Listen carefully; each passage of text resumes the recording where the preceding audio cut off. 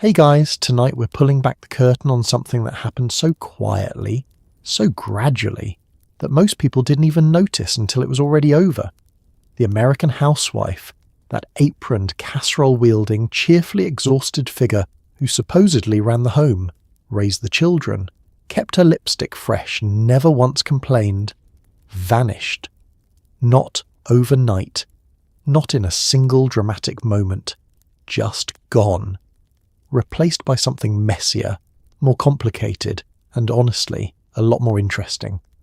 Before you get too comfortable, I want to say a huge thank you to the viewer who suggested this topic. You know who you are, and this one is genuinely for you. Topics like this one are the reason this channel exists, and every suggestion shapes where we go next, so thank you, sincerely. If you enjoy what I do here, please take a second to like the video and subscribe, but only if you actually want to. Leave a comment letting me know where you're listening from and what time it is, and if you're catching this on Spotify, the link to the channel is in the description. Come find us over there. Now dim those lights, turn on a fan, maybe pull your blanket up a little and get comfortable. Because tonight we're going somewhere specific. The American kitchen, circa 1953. The smell of Jell-O mold in the fridge. The sound of a vacuum humming over wall-to-wall carpet. A woman in heels at 2 p.m, not going anywhere in particular, just existing in the correct costume for the role she was born into. Have you ever wondered what a housewife actually did all day? Was it really that bad, or is that just what people say now? Did she secretly love it? Secretly hate it? Did she have opinions she wasn't allowed to have out loud? Was she bored out of her mind, or genuinely fulfilled? Or both at the same time in ways that don't make sense until you really think about it? Was there a moment, one specific Tuesday in 1964, when she looked up from the sink and thought, wait a minute, and what happened to her exactly? Not her specifically, but the whole idea of her, the role, the expectation, the cheerful performance of domestic perfection that a whole generation of women was handed like a job description they never applied for? Congratulations, you've just woken up in 1953, you're 26 years old, you're wearing a house coat, you have a pot of coffee on the stove, and you have absolutely nowhere to be. Welcome home. She didn't spring fully formed from the American imagination. She was manufactured, carefully and deliberately, out of the particular anxieties of a nation that had just survived a depression and a world war, and desperately needed to believe that normal was back. The post-war American housewife was a cultural product as calculated as any advertising campaign, shaped by economists, government policy, corporate marketing departments, and a collective national exhale that said, enough chaos, enough sacrifice, enough women doing men's jobs in factories while men were away dying on other continents. The war was over. Everybody go home. And by everybody they mostly meant women. During the war, something unexpected had happened. Women had gone to work, not reluctantly, not symbolically, but in enormous numbers, doing real, skilled, physically demanding labour in shipyards and munitions factories and aircraft plants. Rosie the Riveter was not just a poster. She was several million actual women who had discovered, with some surprise, that they were competent, capable, and not entirely dependent on a man to tell them what to do with a Tuesday. This was from the perspective of the men who came home in 1945 expecting their jobs back, somewhat inconvenient. The reconversion, the term economists use for the process of shifting the economy back to peacetime, required, among other things, getting women out of the labour market. This was accomplished not primarily through force but through culture. The message was everywhere, delivered in magazines and radio programs and government pamphlets, and the quiet social pressure of a million neighbourhoods. The right thing, the natural thing, the patriotic and feminine thing was to go home. Your husband needs you, your children need you, the country needs you to need them back, and you were tired. That's the part that gets left out of the more indignant retellings. After years of rationing and anxiety and managing a household alone while worrying about someone who might be dead, you were genuinely, deeply tired. The idea of a house of your own, a husband who came home, children who were born into peace rather than war, that sounded in 1946 like a reward. It was presented as one, so you accepted it. Not because you were stupid, not because you lacked ambition, but because the cultural machinery was so thorough, so consistent, and so good at making the role feel like a personal desire rather than a social assignment, that many women genuinely could not see the seam between what they wanted and what they had been told to want. That is not weakness. That is extremely effective propaganda. The advertisers understood this before almost anyone else. By the early 1950s, the American housewife had become the most important consumer in the economy, the person who made 70 to 80% of household purchasing decisions, according to figures the industry repeated with the reverence of scripture. She was the target of every major marketing campaign, the intended audience of every new appliance launch, the aspirational figure plastered across the pages of the Good Housekeeping and Ladies' Home Journal and Better Homes and Gardens. She was sold to and sold as simultaneously both the customer and the product, both the audience and the advertisement. The role came with a detailed aesthetic. The house should look a certain way. The meals should appear a certain way. She should appear a certain way. Happiness was not just expected, it was costumed. The apron, the smile, the hair set in the morning, the dinner on the table at 6. Each element of the performance communicated the same message. Everything is fine here. Everything is exactly as it should be. It was a role built from genuine cultural need, real economic pressure, and a considerable amount of wishful thinking. And for about a decade, give or take, it held. The seams were there, if you knew where to look. But most people weren't looking yet. That would come later, in the kitchens and the living rooms and the quiet, impossible Tuesdays that nobody had warned her about. Before the housewife could exist in her finished, glossy form, someone had to build her a container, and in the late 1940s and early 50s, America obliged with astonishing speed. The suburbs were not an accident. They were an engineering project, a federally subsidized, mortgage-backed, highway-enabled mass relocation of the American family from city apartment to single-family home on a quarter-acre lot in a place that had, 18 months prior, been a potato field or a meadow or nothing in particular. William Levitt built entire towns from scratch. Developers across the country followed, and at the centre of each of these identical pastel houses, by design and by expectation, stood a woman with a mop. The economics of it were not subtle. The GI Bill offered returning veterans low-interest mortgages, and the Federal Housing Administration backed loans for new construction at terms that made suburban home ownership cheaper than renting an apartment in the city. Meanwhile, the highway system, funded federally, built aggressively through the 50s and 60s, made it possible to live 40 minutes from work and not feel the distance as a hardship, provided you owned a car, which the culture also strongly encouraged you to do, preferably two. The houses themselves were designed around a particular vision of domestic life. The kitchen was large and central. The dining room existed for performance, Sunday dinners, company, the good china. The living room faced the street, with a picture window that allowed the neighbourhood to see in, which was not an accident of design. The suburbs were social ecosystems built on visibility. You were seen from the street. Your lawn was evaluated. Your car's newness was noted. The performance of domestic success was, architecturally speaking, built into the floor plan. What the house did not have, and what nobody commented on, was anywhere that belonged to her specifically. The kitchen was hers in the sense that it was her responsibility. The children's rooms were hers to maintain. The master bedroom was shared. There was no office, no studio, no room of her own, to borrow a phrase from a writer who had seen this problem coming decades earlier.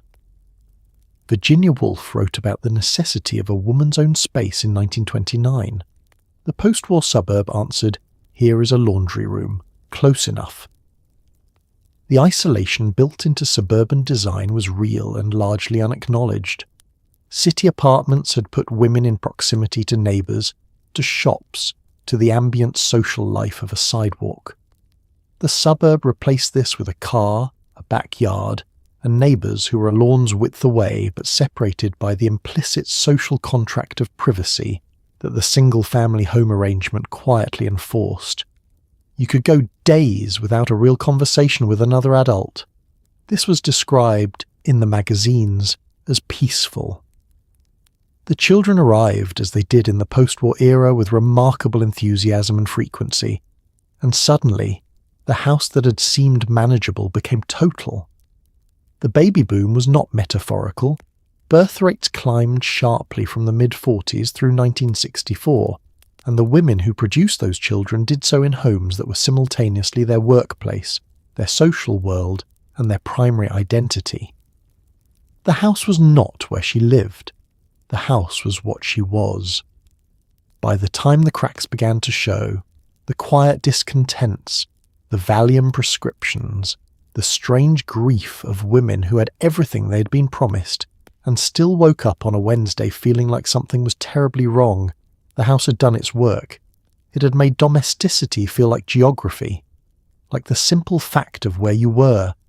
Leaving it, even in imagination, required overcoming not just social expectation, but the deep structural logic of a physical space that had been designed, from the foundation up, to keep you in it. There was no contract, no orientation meeting, no performance review, no salary, no sick days, no pension, no retirement plan, and absolutely no union representation. There was only the assumption, quiet, enormous, and almost entirely unspoken, that a married woman would run the household, raise the children, manage the finances within the grocery budget, maintain the social calendar, handle the emotional labour of every person under the roof, and do it all with the kind of serene competence that suggested she found it genuinely fulfilling. The job description, had anyone bothered to write one, would have been roughly 8 pages long and classified under the heading, Everything. Let's be specific, because vagueness flatters the arrangement. On any given weekday in 1955, a housewife in a middle-class suburban home might wake at 6, start coffee, prepare breakfast for a husband and 2 to 4 children, pack school lunches with the precision of a supply chain manager, get children dressed and out the door, wash the breakfast dishes, make the beds, all of them, corners tight, run a load of laundry through a washing machine that still required her to feed each item through a wringer, sweep, vacuum, dust, defrost the refrigerator if it was that week, begin planning dinner, take stock of what needed replacing, walk or drive to the grocery store, return home, put everything away, start dinner from scratch, retrieve children from school or the bus stop, manage homework and disputes and the specific psychic demands of multiple small people whose needs did not cue politely, finish dinner, serve it, clean up afterward, bathe children, manage bedtime, and then, at roughly 9 o'clock, consider whether she had anything left for herself. She usually did not. Economists who have attempted to calculate the monetary value of this labour, using market rates for childcare, cooking, cleaning, household management, scheduling, and the various other functions the housewife performed, routinely arrive at figures that would have placed her among the middle to upper tier of earners in her era. A 1950s estimate by one researcher placed the replacement cost of full-time household labour at roughly the equivalent of a skilled professional salary. Nobody paid her this. Nobody paid her anything.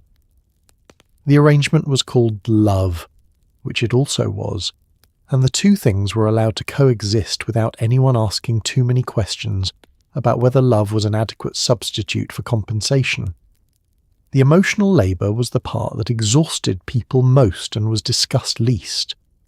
Emotional labour, the management of other people's feelings, the anticipation of needs before they were expressed, the maintenance of a household's psychological temperature, was not a term that existed yet in the 50s. It was simply what she did. She noticed when the husband was in a difficult mood and adjusted the evening accordingly. She mediated the children. She kept the household running on an emotional level that was invisible until it stopped. at which point everyone noticed immediately, and nobody connected the absence to the person who'd been performing it. There was also the social labour, the thank you notes written, the neighbours visited when someone had a new baby or a death in the family, the church committees, the PTA, the block watch, the phone calls to ageing parents. None of this was paid. None of it was particularly optional. It was the connective tissue of a community, performed disproportionately by women who had the time because they were home, and who were home because the culture had decided their labour was most valuably deployed there. What made the job particularly difficult was its invisibility, not to her but to everyone else. A lawyer could point to cases, a doctor could point to patients, a businessman could point to a quarterly report. She could point to a clean house, which would be dirty again by tomorrow, and dinner, which would be eaten and forgotten in 45 minutes, and children who were still alive, which was the baseline expectation rather than an achievement anyone proposed toasting. The work reset daily, the evidence vanished as soon as it was produced, and the cultural message delivered consistently across every medium available was that she was lucky to have so little to worry about. There was no snooze button in the domestic ideal. The idealised housewife of the 1950s rose early, often before her husband, in order to have coffee ready and breakfast on the table by the time he came downstairs dressed for work. This was not a suggestion. It was the implicit social contract of the era, reinforced by every magazine, every television advertisement, every advice column that cheerfully instructed women on the proper temperature of a husband's soft-boiled egg, as if this were information with genuine stakes. In practice, of course, mornings were chaos, children, lunches, school buses, and the very specific terror of burning the toast while simultaneously ironing a shirt. But the performance of effortlessness was non-negotiable. The alarm went off, probably at 5:30 or 6, and before she got up she was already running the list. The list was never not running. It was the background process of the domestic mind, the operating system that hummed beneath every other activity. The grocery order was low on flour. Tommy's school shirt needed mending before Friday. The dentist appointment had to be rescheduled. The neighbour's casserole dish needed returning with something baked in it as courtesy. She had not yet opened her eyes and she was already working. She dressed before her husband came downstairs. This was not vanity, or not only vanity, it was professional protocol. The housewife's domain was the home, and appearing in it dishevelled was roughly equivalent to a bank manager showing up to work in pyjamas. The housecoat existed precisely for the transitional hour of early morning, a concession to informality that still communicated effort. Hair was pinned or tied. Lipstick by some accounts and in some households was applied before breakfast, which reads now as either charming or quietly horrifying depending entirely on your perspective. Breakfast was not a simple affair. The cultural expectation was a cooked meal, eggs, often, bacon or sausage, toast, juice, coffee, not because the family was particularly hungry at 6 a.m, but because a cooked breakfast signalled care and competence, and the right operation of the household. Cereal was for emergencies or moral failure, depending on who you asked. She stood at the stove while everyone else sat at the table, which was the spatial arrangement of the era, and which said something fairly clear about the household's power structure, though nobody was supposed to notice. The children were a particular chaos variable. Getting multiple children dressed, fed, lunched and out the door within a 45-minute window required the logistical skill of someone who should, by rights, have been running a mid-sized company. Shoes were always missing. Someone had a stomachache that was probably real and possibly strategic. The lunch she'd packed was wrong in some fundamental way that could not be articulated but was very strongly felt. She adjudicated, retrieved, redirected, and pushed them all out the door with the quiet ferocity of someone who knew the school bus waited for no one and neither did the rest of her day. Then the husband left. This moment, the closing of the front door, the sound of the car backing down the driveway is described in enough personal accounts and memoirs and quietly furious diary entries from the era with a complicated emotional texture. Relief sometimes, loneliness, often, a particular quality of silence that settled over the house once all the noise of other people's needs had temporarily departed. She stood in the kitchen, the breakfast dishes still on the table, the day entirely in front of her, with nobody watching. And then she began. The dishes, the beds, the laundry, the floor. She moved through the house with a competence that was real, learned, and entirely unwitnessed. This was the morning that the magazines did not photograph, not the cheerful breakfast tableau, not the smiling goodbye at the door, but the part that came after, when she was alone in the house she ran, doing the work that made everything else possible, in her good shoes and her pinned hair, in a silence that was either peaceful or crushing depending on the day, and the woman and the particular Tuesday in question. She was expected to be attractive at all times, not in a vague aspirational sense, specifically, precisely structurally attractive, in a way that required considerable daily effort and a full suite of undergarments that could have doubled as small pieces of civil engineering. The 1950s housewife got dressed every morning with the focus of someone preparing for a public-facing role, because in a very real sense she was. Her appearance reflected on her husband. It reflected on her household. It was, according to the prevailing cultural logic of the era, a form of respect for him, for the neighbours, for the social fabric of the street she lived on, and failing to maintain it was a kind of negligence. The foundation of the whole enterprise was the girdle. If you have never worn a girdle, and statistically you probably haven't, or at least not a 1950s girdle, it is difficult to convey the experience accurately. But let's try. Imagine wrapping your midsection tightly in a garment with the approximate flexibility of a bicycle tyre and the breathability of a wetsuit, then going about your day as if this is simply how bodies are supposed to feel. The girdle was not optional. It was the structural requirement beneath everything else, beneath the sheath dress, the pencil skirt, the full-skirted house dress, the thing that produced the smooth, uninterrupted silhouette that the era considered the appropriate visual baseline for a female body in public, or semi-public, or, in many households, at home, just always. On top of the girdle came the rest of the architecture. A bra so heavily structured it was essentially a load-bearing garment, a slip. The dress itself, chosen from a wardrobe that operated according to strict occasion logic, house dresses for mornings, smarter dresses if she was going to town, something appropriate for evenings when her husband came home, something else entirely if guests were expected. The idea that she might wear the same dress from morning to evening regardless of what happened in between was not really entertained. Clothing, like the house, was maintained to a standard. Hair was set. In the 1950s this meant pin curls or rollers, set the night before or after washing, dried under a bonnet dryer if she was lucky enough to own one, and brushed out in the morning into the helmet-smooth waves that the era required.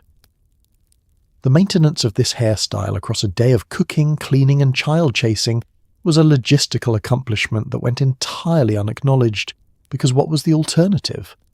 Looking natural was not, in this era, a compliment. It meant you had stopped trying. Stopping trying was a social infraction. The magazines, and there were many of them, all apparently devoted to the project of producing and sustaining anxiety about female appearance, provided continuous instruction.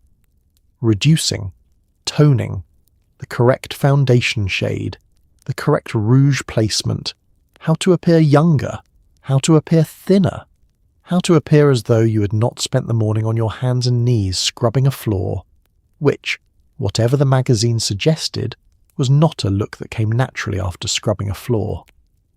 She read these magazines in the afternoon, in the 45 minutes between finishing the housework and starting dinner, and absorbed their message with the regularity of a vitamin supplement.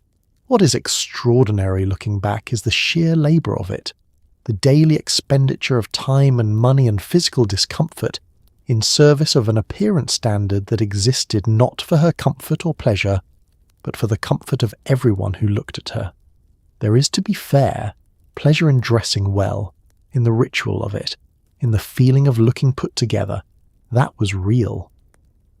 But the obligation, the fact that not doing it carried social cost, that a husband could legitimately complain, that neighbours noticed and commented, that the housewife who let herself go was a cautionary figure whose lapse in appearance was read as a lapse in character, that was something else entirely. She ironed her husband's shirts. She set her own hair in rollers and slept in them, which is its own particular form of commitment. She wore shoes in the house because flat shoes were considered sloppy. She performed femininity not as self-expression but as professional requirement, every day, in a house where the primary audience was a man who came home at 6 and the children who tracked mud across the floor she had just cleaned. The performance was meticulous. The audience was barely watching. This did not change the requirement. In the early 1950s, the American housewife was handed a remarkable gift. Technology, washing machines with electric wringers, refrigerators large enough to store a week's worth of food, electric ranges, dishwashers, vacuum cleaners, automatic coffee makers, pop-up toasters. The advertisements for these products made a specific promise, stated clearly on the back pages of Life magazine and Good Housekeeping, that modern appliances would reduce the burden of housework and give the American woman more time for herself. What actually happened was more complicated and considerably more interesting, and involves a concept called the Parkinson's Law of Domestic Labour, which essentially means the work expanded to fill the time the machine supposedly freed up. The promise was genuine in its way.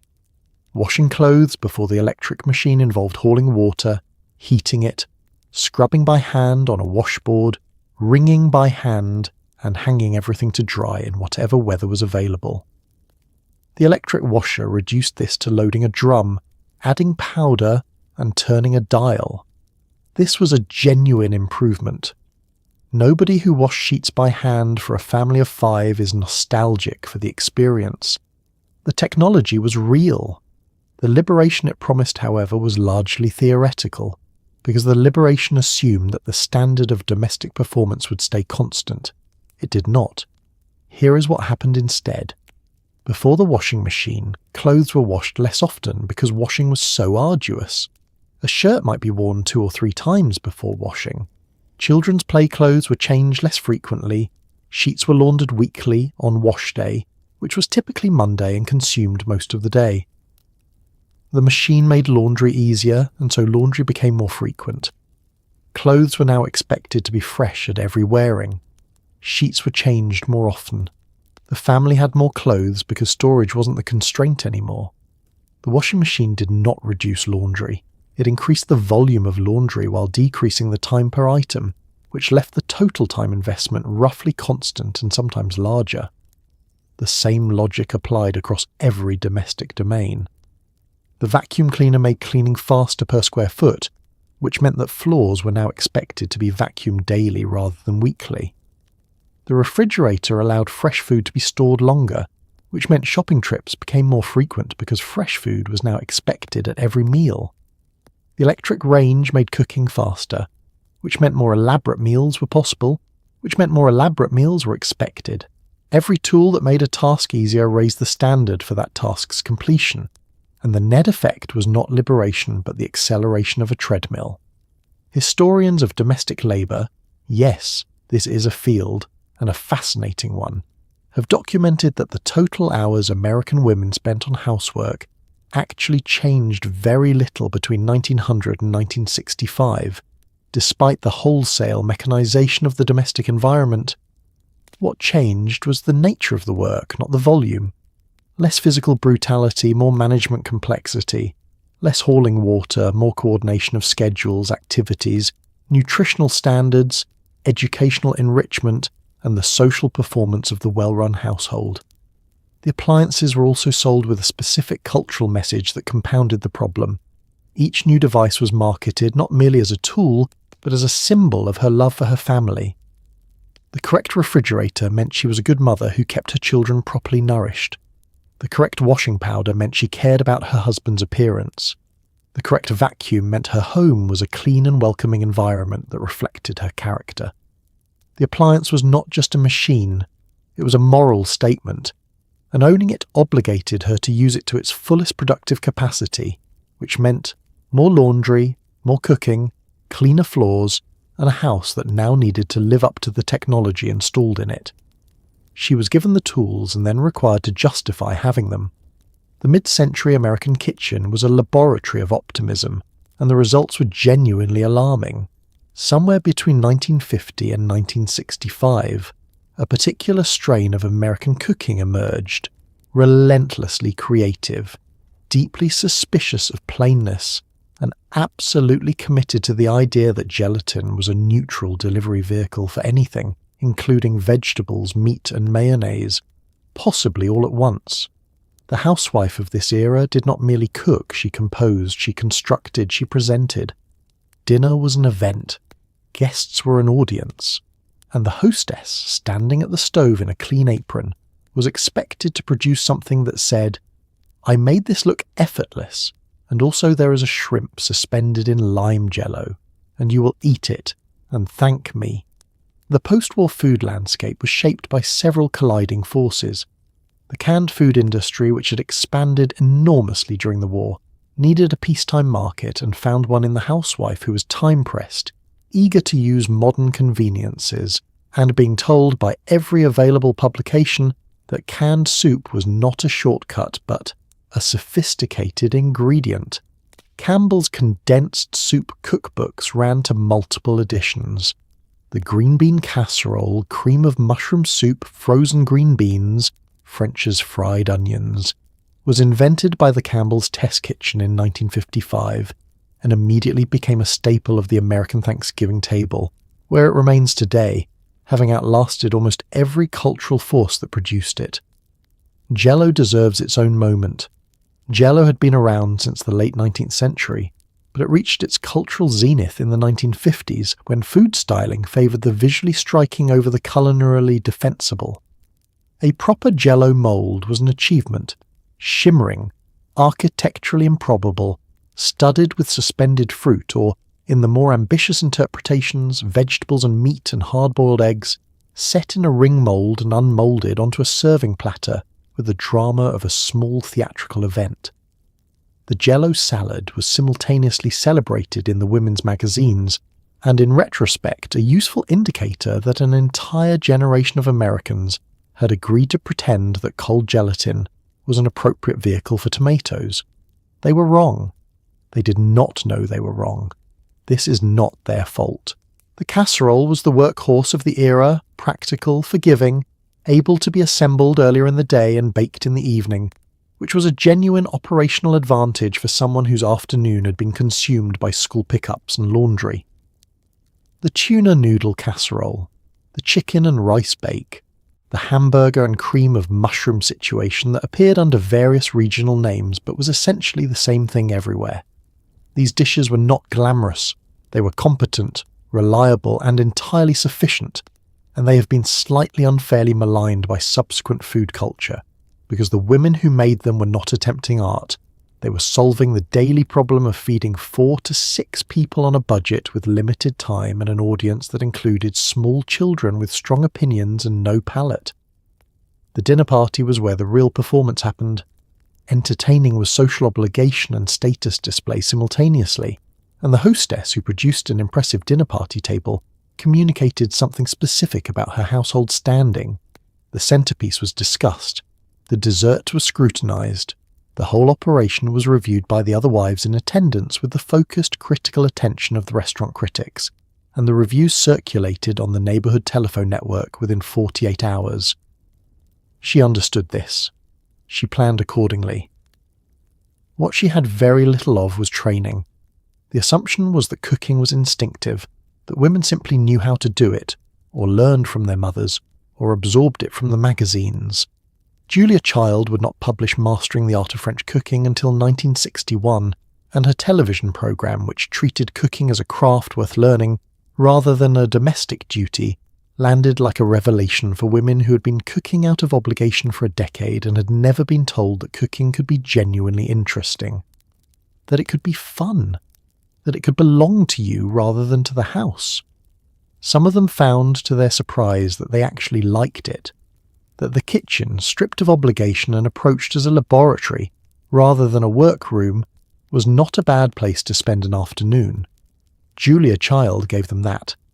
The Jello mould generously did not. The suburb was a social ecosystem, and the housewife was its primary organism. While her husband went to work in an office downtown and interacted with colleagues and clients, and the wider adult world, she stayed behind in a neighbourhood where her relationships, with neighbours, with other wives, with the women she'd see at the grocery store and the PTA meeting and the church social, were both her primary social world and, in a way, her professional life. Being liked was not optional. Being known as a good neighbour, a warm hostess, a reliable contributor to the block party potluck, these things were currency, and the failure to accumulate them carried real social costs. The coffee clatch was the institution of this social world. In the post-war suburb, women gathered in each other's kitchens in the late morning, after husbands had left and before children returned, and drank coffee and talked.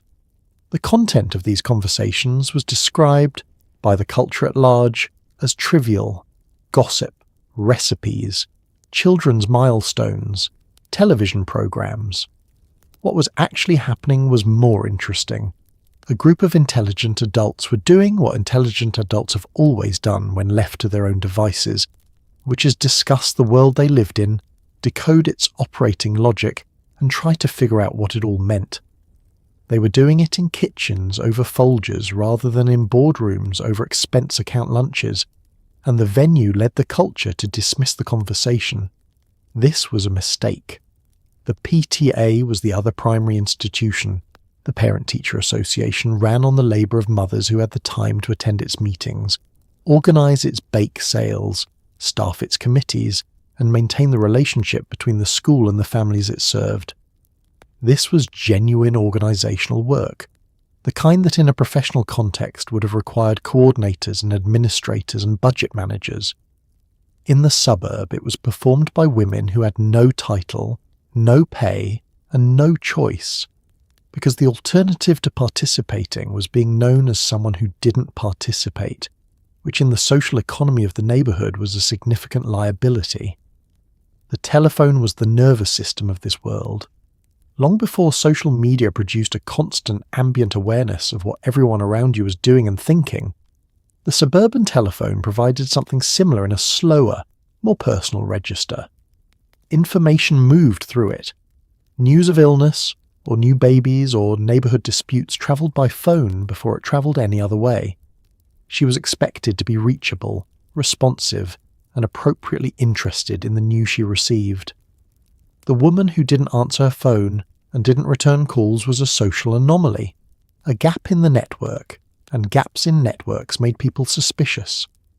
There was a specific performance required around the husband's career. In middle-class professional households, the wife's social presentation was understood to reflect on his professional standing. If he was in management, she should be the kind of woman who could host his colleagues for dinner and hold a conversation that demonstrated her household was organised and cultured. If he was in sales, she should be warm, sociable, able to make people feel welcomed. Her social skills were, in a very direct sense, a professional asset for someone else's career, a contribution that was not discussed, not credited, and not compensated, but which everyone in the room understood perfectly. Beneath the cheerful surface of neighbourhood sociability ran something more complicated. The social world of the suburb was also a surveillance system. Everyone could see everyone's lawn. Everyone knew everyone's car. A woman who came outside looking dishevelled had come outside looking dishevelled in front of people who would remember it. A marriage that was in difficulty was a marriage in difficulty in front of neighbours who would interpret every visible detail. The performance of domestic happiness was not only expected, it was monitored, constantly and collectively by the very women whose company she depended on. Being liked and being watched were the same thing, delivered with coffee and a plate of something from the church cookbook. In the post-war era, children were not merely children, they were the proof that the marriage was working, that the household was functioning, that the sacrifice of a woman's professional ambitions and independent identity had been worth it. The baby boom was not entirely spontaneous. It was encouraged, culturally and economically, by a system that offered tax benefits for dependents, suburban homes designed with multiple bedrooms, and a social framework in which the number of children a woman had was, in some circles, treated as a rough metric of her domestic success. The housewife's relationship with her children was total. She was their primary caregiver, their teacher before school, their emotional anchor, their chauffeur, their nurse, and their default everything, from sunrise to well after dark. The sheer volume of post-war children is still almost difficult to comprehend. 76 million Americans were born between 1946 and 1964. This is not a rounding error. It is a generational wave that reshaped every institution it passed through, from maternity wards to elementary schools to eventually rock and roll.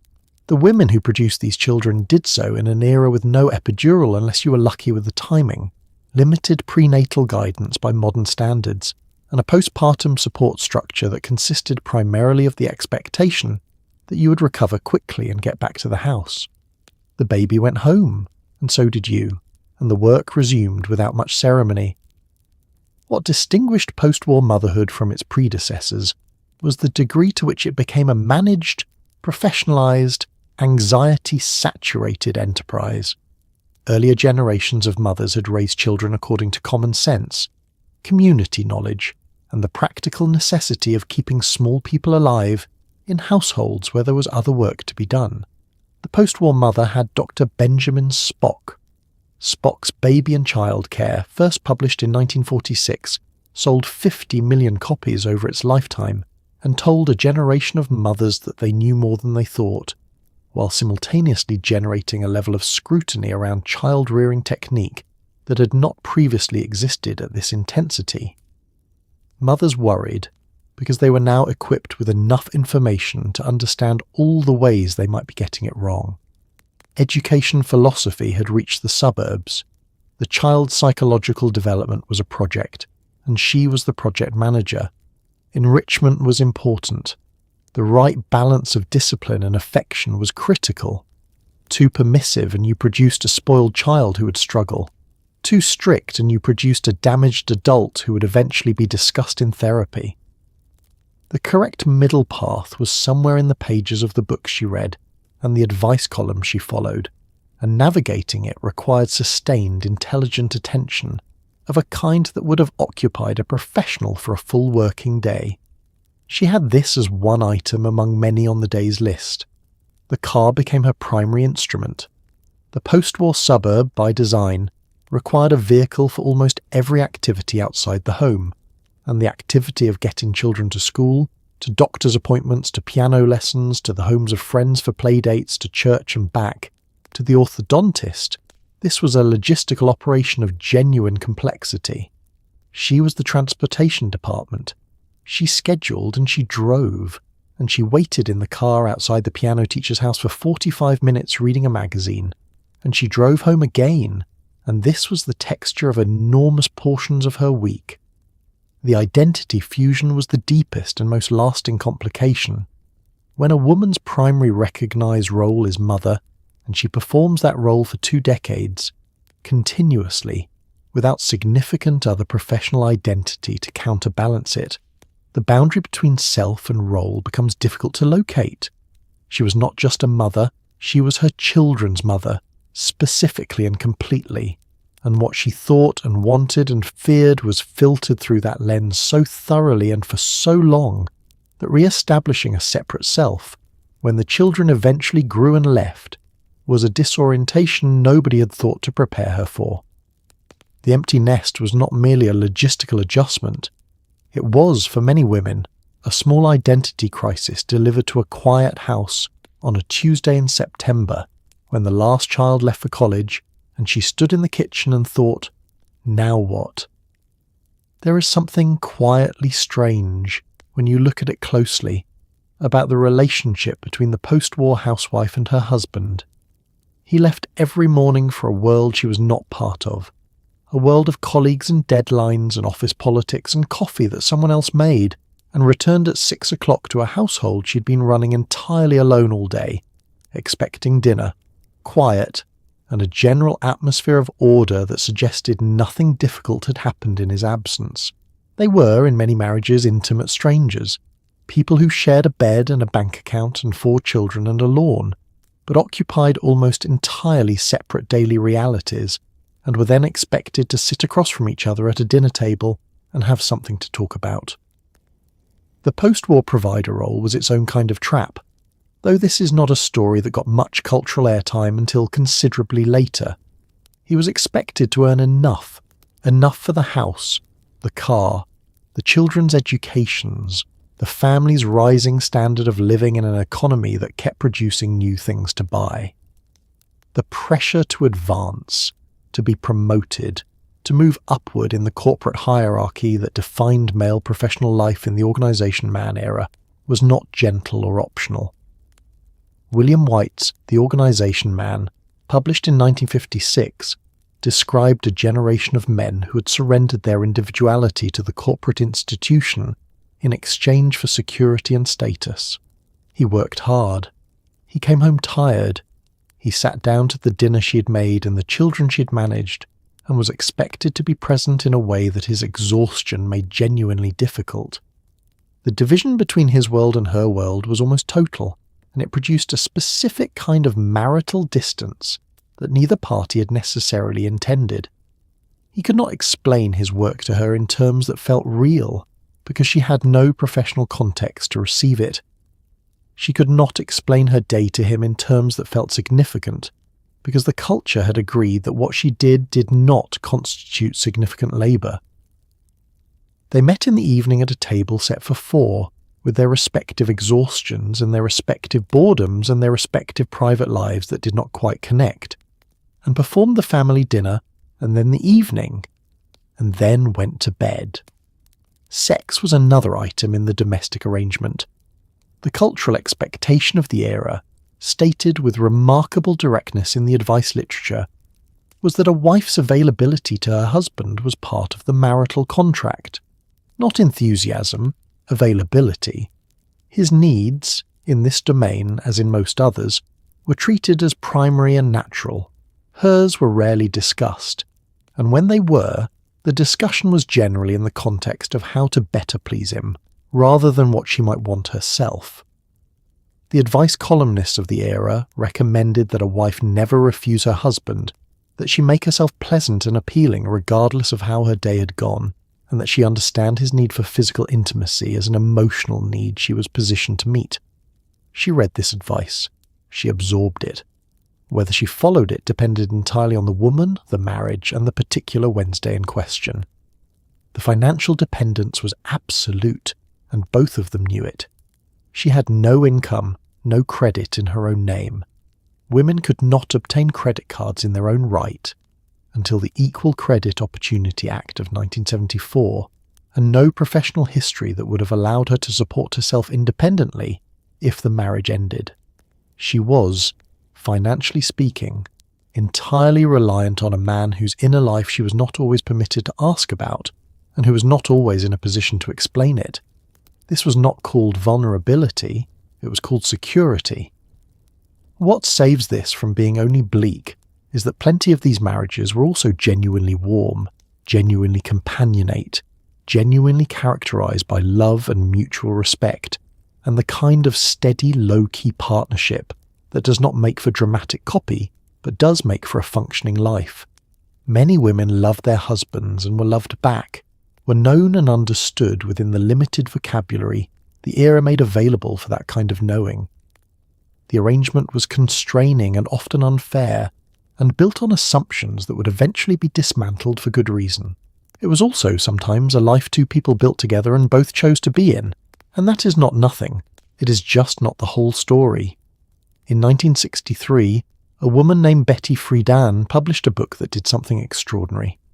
It told millions of American housewives that the gnawing, formless dissatisfaction they had been quietly experiencing, the sense that something was missing, that they had somehow been cheated out of something they could not name, was not a personal failing, not a symptom of ingratitude, and not something that could be fixed with a better casserole recipe or a new refrigerator. It had a name. Friedan called it the problem that has no name, and by the time she finished describing it, she had named it quite thoroughly, and the resulting book sold 3 million copies in 3 years and helped ignite the second wave of American feminism, which, not coincidentally, the housewife as an institution did not survive intact. Friedan had started with a survey. In 1957, 15 years after her graduation from Smith College, she sent a questionnaire to her former classmates asking about their lives. What she found was not the picture the magazines had been printing. Behind the well-kept houses and the organised households and the cheerful public performances of domestic contentment, she found women who described a persistent, shapeless unhappiness, a feeling of being somehow absent from their own lives, of going through the correct motions with the correct smile, and arriving at the end of each correct day with an interior that felt, quietly and inexplicably, empty. The culture had a name for this already. It called it neurosis. Women who expressed dissatisfaction with domestic life were not, in the prevailing medical and social framework of the era, making a reasonable complaint about a constraining arrangement. They were malfunctioning. The solution offered was psychological adjustment, therapy to help her accept her role more gracefully, medication to sand the edges off the dissatisfaction, or simply the suggestion that perhaps she was not trying hard enough, not grateful enough, not adequately focused on the genuine blessings of her comfortable suburban life. The problem, in other words, was always located inside her. Friedan was the first mainstream voice to suggest it might be located somewhere else. The feminine mystique argued that the post-war ideology of domesticity had sold women a fraudulent identity, had told them that their deepest fulfillment lay in wifehood and motherhood, that any ambition beyond the domestic was unfeminine and therefore threatening, and that the proper female self was one that found complete satisfaction in serving others. This was not a natural truth, Friedan argued. It was a manufactured one, produced by specific cultural forces with specific economic and social interests, and it had been packaged so thoroughly, delivered through so many channels simultaneously, that it had become nearly impossible to see as the construction it was. The response to the book was extraordinary and revealing. Women wrote to Friedan in their thousands. The letters said, over and over, in different handwriting and from different zip codes, "I thought it was just me." That phrase, "I thought it was just me," is the most important sentence in the history of the book's reception, because it describes exactly what isolation does to legitimate grievance. When dissatisfaction is private, it looks like personal failure. When it turns out to be shared by 3 million other people, it starts to look like a structural problem. That shift, from private neurosis to shared condition, is where social movements begin. The backlash was equally revealing. Friedan was accused of being a communist, a man-hater, a destroyer of families, a dangerous radical whose ideas would unravel the social fabric. Critics pointed to her comfortable middle-class life as evidence that she had nothing to complain about, as though the specific material circumstances of her comfort negated the validity of her observation. The intensity of the response suggested fairly clearly that she had touched something that a great many people had a significant interest in leaving undisturbed. She had not solved anything. The book was a diagnosis, not a prescription. But naming a disease is the necessary first step toward treating it, and millions of women who read The Feminine Mystique in 1963 put it down and looked at their kitchens and their schedules and their unlived ambitions with a clarity that had not been available to them the day before. Something had shifted. The story the culture had been telling them about themselves was, it turned out, a story. And stories, once identified as such, are considerably harder to stay inside of. By the early 1960s, Valium had been introduced, and its primary demographic was housewives. This is not a coincidence. The drug was so widely prescribed to women experiencing anxiety, depression, and an unnamed but pervasive sense of desperation in their domestic lives that it was nicknamed Mother's Little Helper, a phrase the Rolling Stones would later immortalize in a song. The cheerful, capable, endlessly pleasant housewife of the magazines and television advertisements was, in a significant number of cases, running on a pharmacological assist, and the men who prescribed the pills and the husbands who handed them over, and the society that produced the need were, with remarkable consistency, not asking what exactly she needed help with.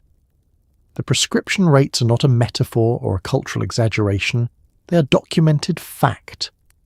By the mid-1960s, women received roughly 2/3 of all tranquilizer prescriptions in the United States. Miltown, an earlier sedative, had already established the category in the 1950s, selling hundreds of millions of tablets a year and becoming one of the first lifestyle drugs in American pharmaceutical history. Valium, introduced in 1963, was faster acting, more effective, and marketed with a specificity that bordered on candor. Advertisements in medical journals showed images of anxious housewives alongside copy that described the drug's effectiveness for the anxiety and tension associated with the problems of living. The problems of living. It was the most tactful possible description of a structural crisis. The diagnostic framework of the era made the pill prescription cycle almost inevitable. A woman presenting to her doctor in 1958 with symptoms of depression, anxiety, chronic fatigue, and a persistent sense of meaninglessness was not being seen by a physician likely to ask about her social circumstances, her intellectual life, her access to autonomy, or the specific quality of her daily existence.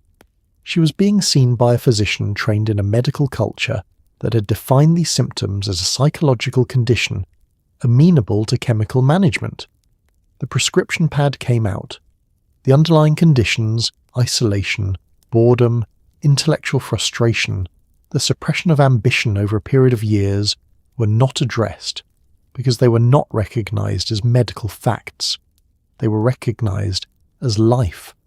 The isolation compounded everything. The post-war suburb had, by removing women from the urban density where neighbours were unavoidable and social support was ambient, placed them in a physical arrangement where loneliness was structurally easy to develop. The coffee clatch helped, the telephone helped. But an afternoon in a house where the only other occupants were under the age of 8, with no adult conversation, no intellectual stimulus, no work that produced a result that lasted beyond the next meal, that was an environment that would challenge the equanimity of a Buddhist monk, and the women experiencing it were not being asked if they were okay. They were being asked if dinner was ready. The language available for her inner life was genuinely limited. The cultural vocabulary of the era did not include terms like burnout, or emotional labour, or chronic stress, or the depressive effect of sustained isolation. It had nervous breakdown, which was applied to women who had gone past the edge of what the social performance required of them and could no longer maintain it.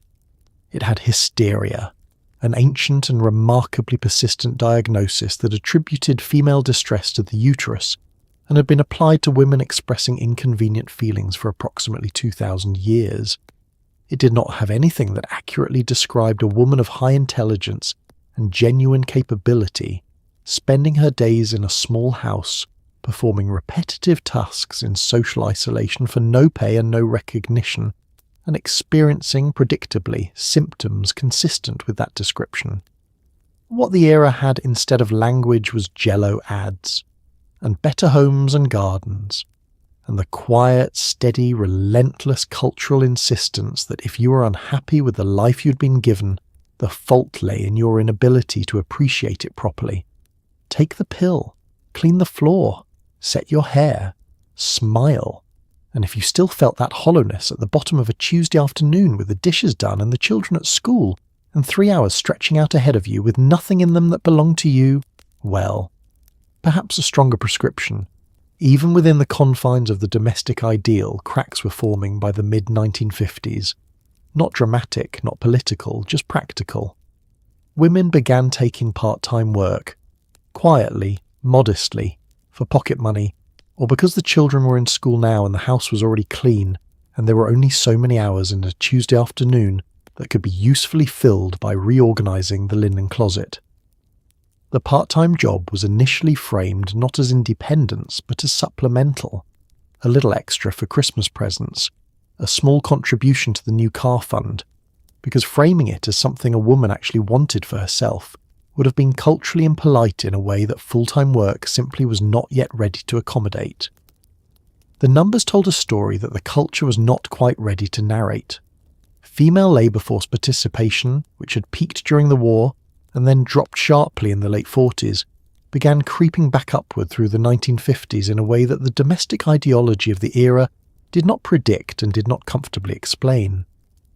By 1960, roughly 40% of women over 16 were employed in some capacity. This was not a small number. This was not a fringe phenomenon. This was nearly half the adult female population quietly deciding that the domestic ideal, whatever its cultural dominance, did not account for everything they needed from a day. Who was going back to work first matters.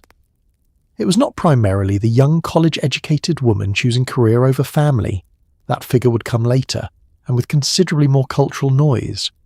It was initially older women, women whose children had grown into school age or beyond, women in their late 30s and 40s who had spent a decade or 15 years in the full-time domestic role and were now looking at a house that ran efficiently and a schedule that had gaps in it, and concluding with the practical clarity of someone who has run a household and managed children and organised a social calendar that they were clearly not at capacity.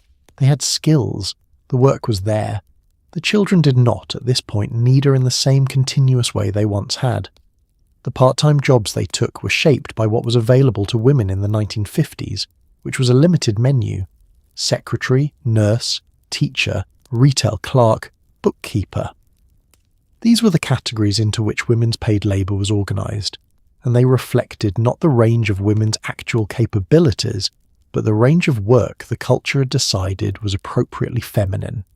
She took the bookkeeping job at the local insurance office 3 mornings a week because the insurance office would hire her, and because the hours fit around the school schedule. She did not take the management position, because the management position was not offered to her. The psychological effect of even this modest re-entry was documented in ways that surprised the researchers who bothered to look. Women who worked part-time, studies in the late 50s and early 60s found, reported higher levels of life satisfaction than women who did not work outside the home at all, even accounting for the increased demands on their time, even accounting for the double burden of household and employment. The work gave them something the house did not: an identity outside the domestic role, a daily structure that was theirs rather than everyone else's, and a paycheck that represented, even in small amounts, a claim on the world's resources made in their own name. The culture watched this development with a complicated expression. It was not entirely disapproving. The extra income was useful, and women working in clearly feminine occupations maintained the required gender logic. But it was uneasy. Each woman who went back to work was a small data point accumulating into a pattern, and the pattern was saying something the domestic ideology preferred not to hear: that the role it had built so carefully and sold so thoroughly was not, for a significant number of women, quite enough.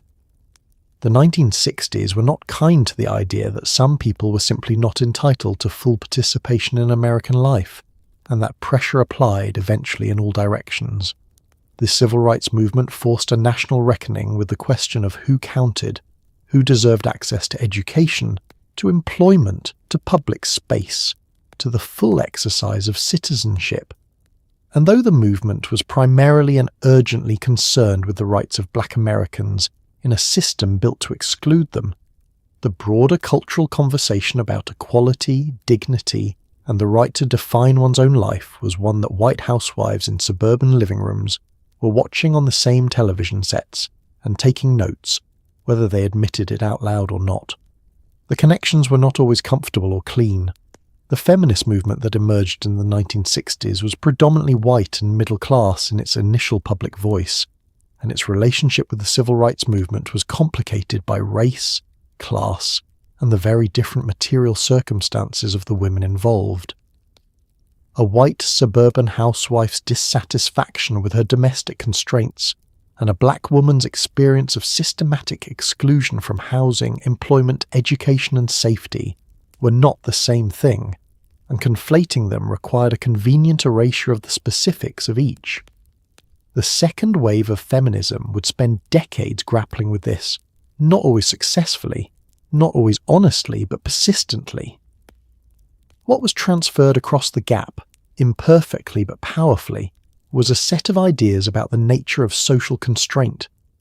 The civil rights movement had articulated with clarity something that reformers had been saying in various forms for a long time, that a system that assigned people to limited roles based on the circumstances of their birth was not natural, not inevitable, and not legitimate. That the comfort of those who benefited from the arrangement was not sufficient justification for its continuation, that the people most affected by a limiting system were the appropriate judges of whether it was acceptable. These ideas did not stay contained within the specific context that generated them. Ideas rarely do. The student movements, the anti-war protests, the general cultural ferment of the mid to late 1960s all contributed to an atmosphere in which received authority was interrogated rather than automatically accepted. Young people who had grown up in the post-war suburban order, including the daughters of housewives, were asking loudly and in public why things were the way they were and whether they needed to stay that way.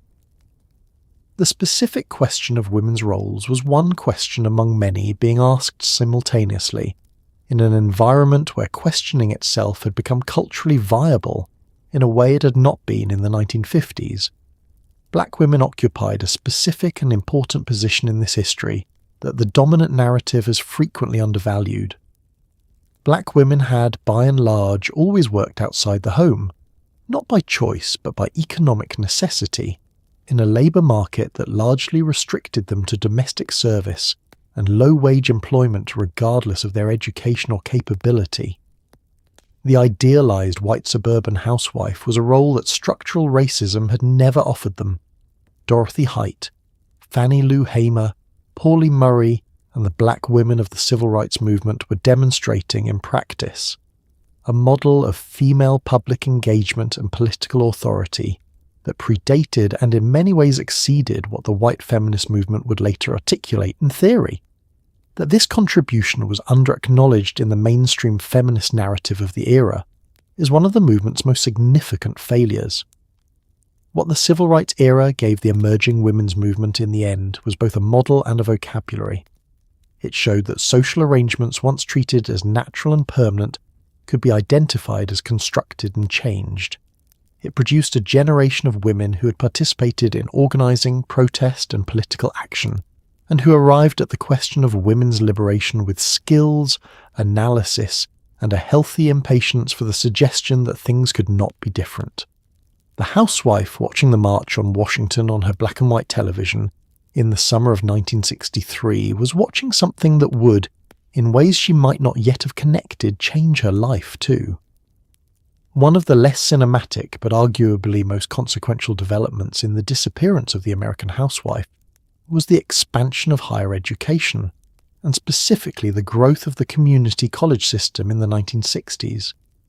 Women who had married at 18 or 20, who had bypassed or never been offered a college education, who had spent a decade or 15 years running a household, began showing up in classrooms, not to make a political statement, not to challenge anything in particular, just because the children were older now, and there was a community college 40 minutes away, and someone had mentioned there were interesting courses in accounting or nursing or literature, and it turned out that a woman who had been managing a household budget and 3 children and a social calendar was not without applicable skills.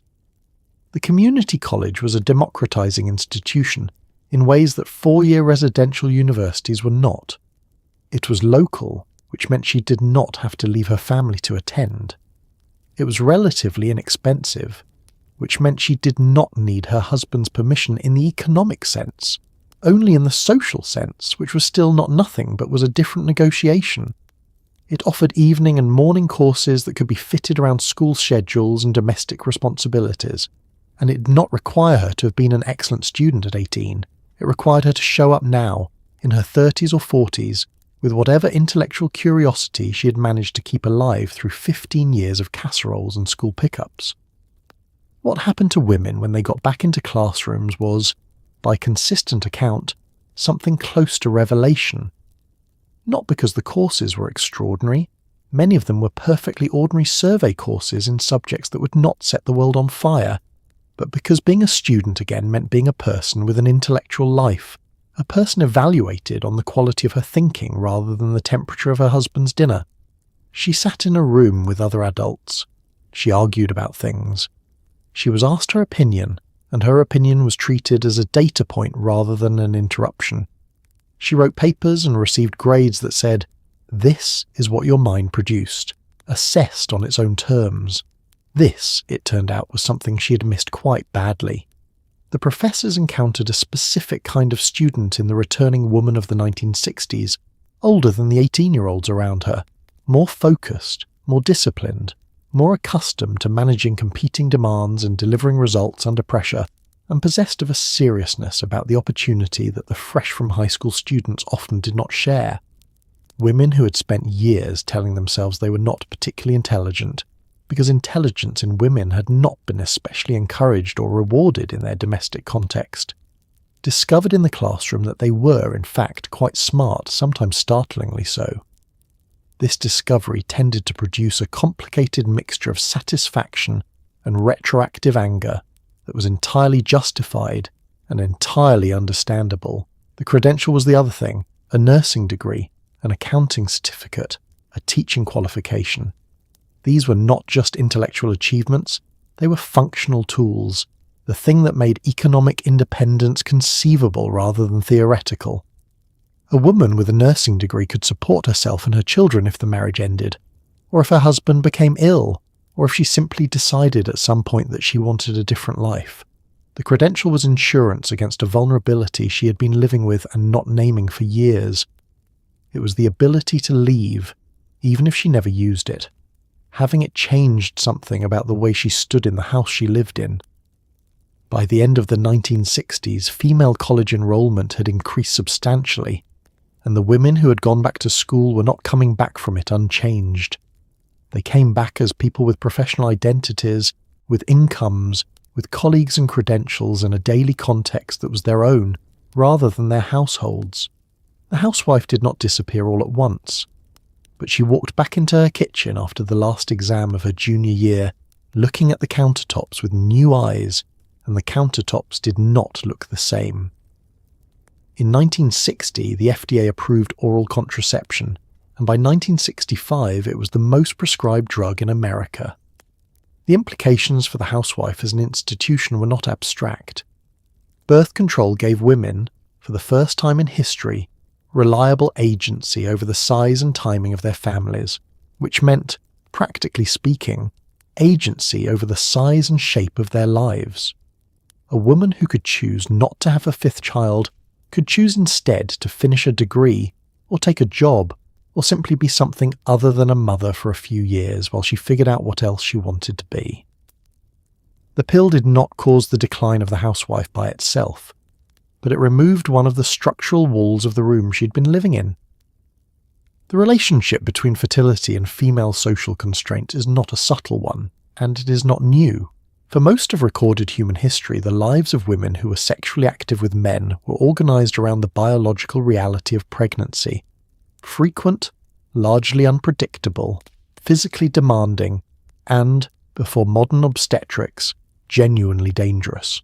The decision to limit family size existed in various forms before 1960, but the methods available were unreliable, often unpleasant, sometimes illegal, and dependent on the cooperation of a partner who might not cooperate. The pill was the first method that was entirely within a woman's control, effective if taken correctly, and pharmacologically invisible.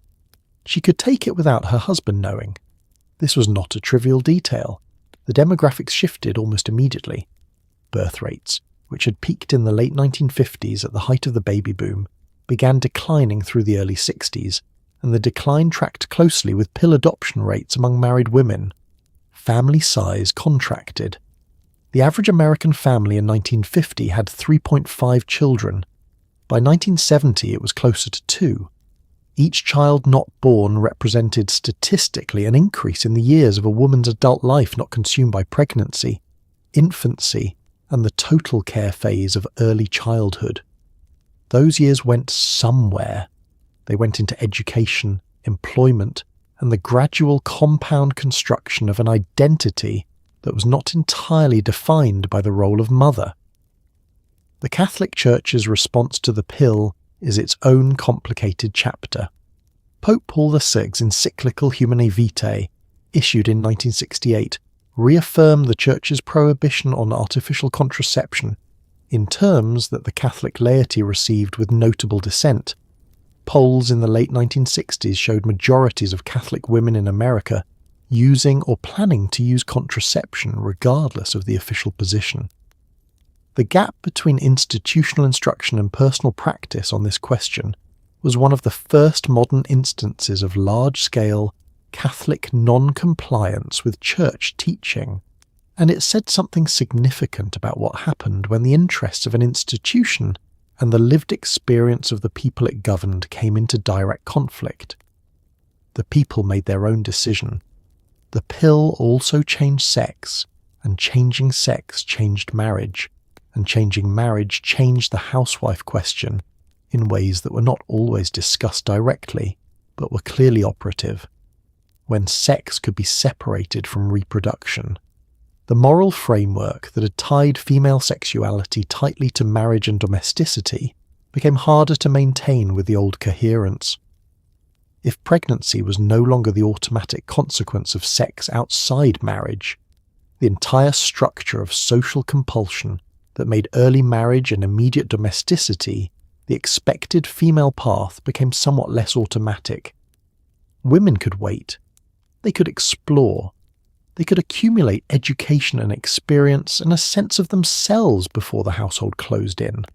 Not all of them did. Many still married young and happily. But the option changed the landscape. What the pill gave women, most fundamentally, was time, not freedom. Freedom requires more than a tablet, and the social architecture of constraint does not dissolve at the pharmacy counter.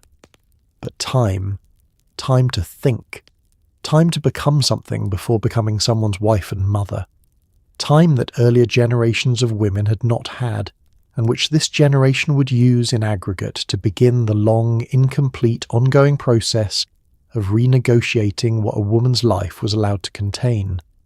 By the mid-1960s, the private discontent that Betty Friedan had articulated was becoming a public movement.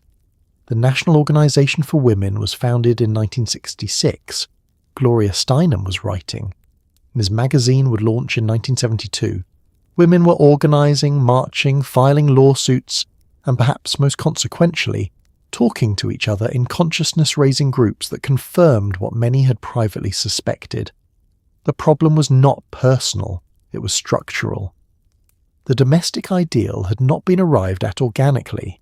It had been constructed, enforced, and maintained by a system that benefited from keeping women at home, and that system, once named and visible, became a great deal harder to simply accept. The consciousness-raising group was the movement's most underrated institution.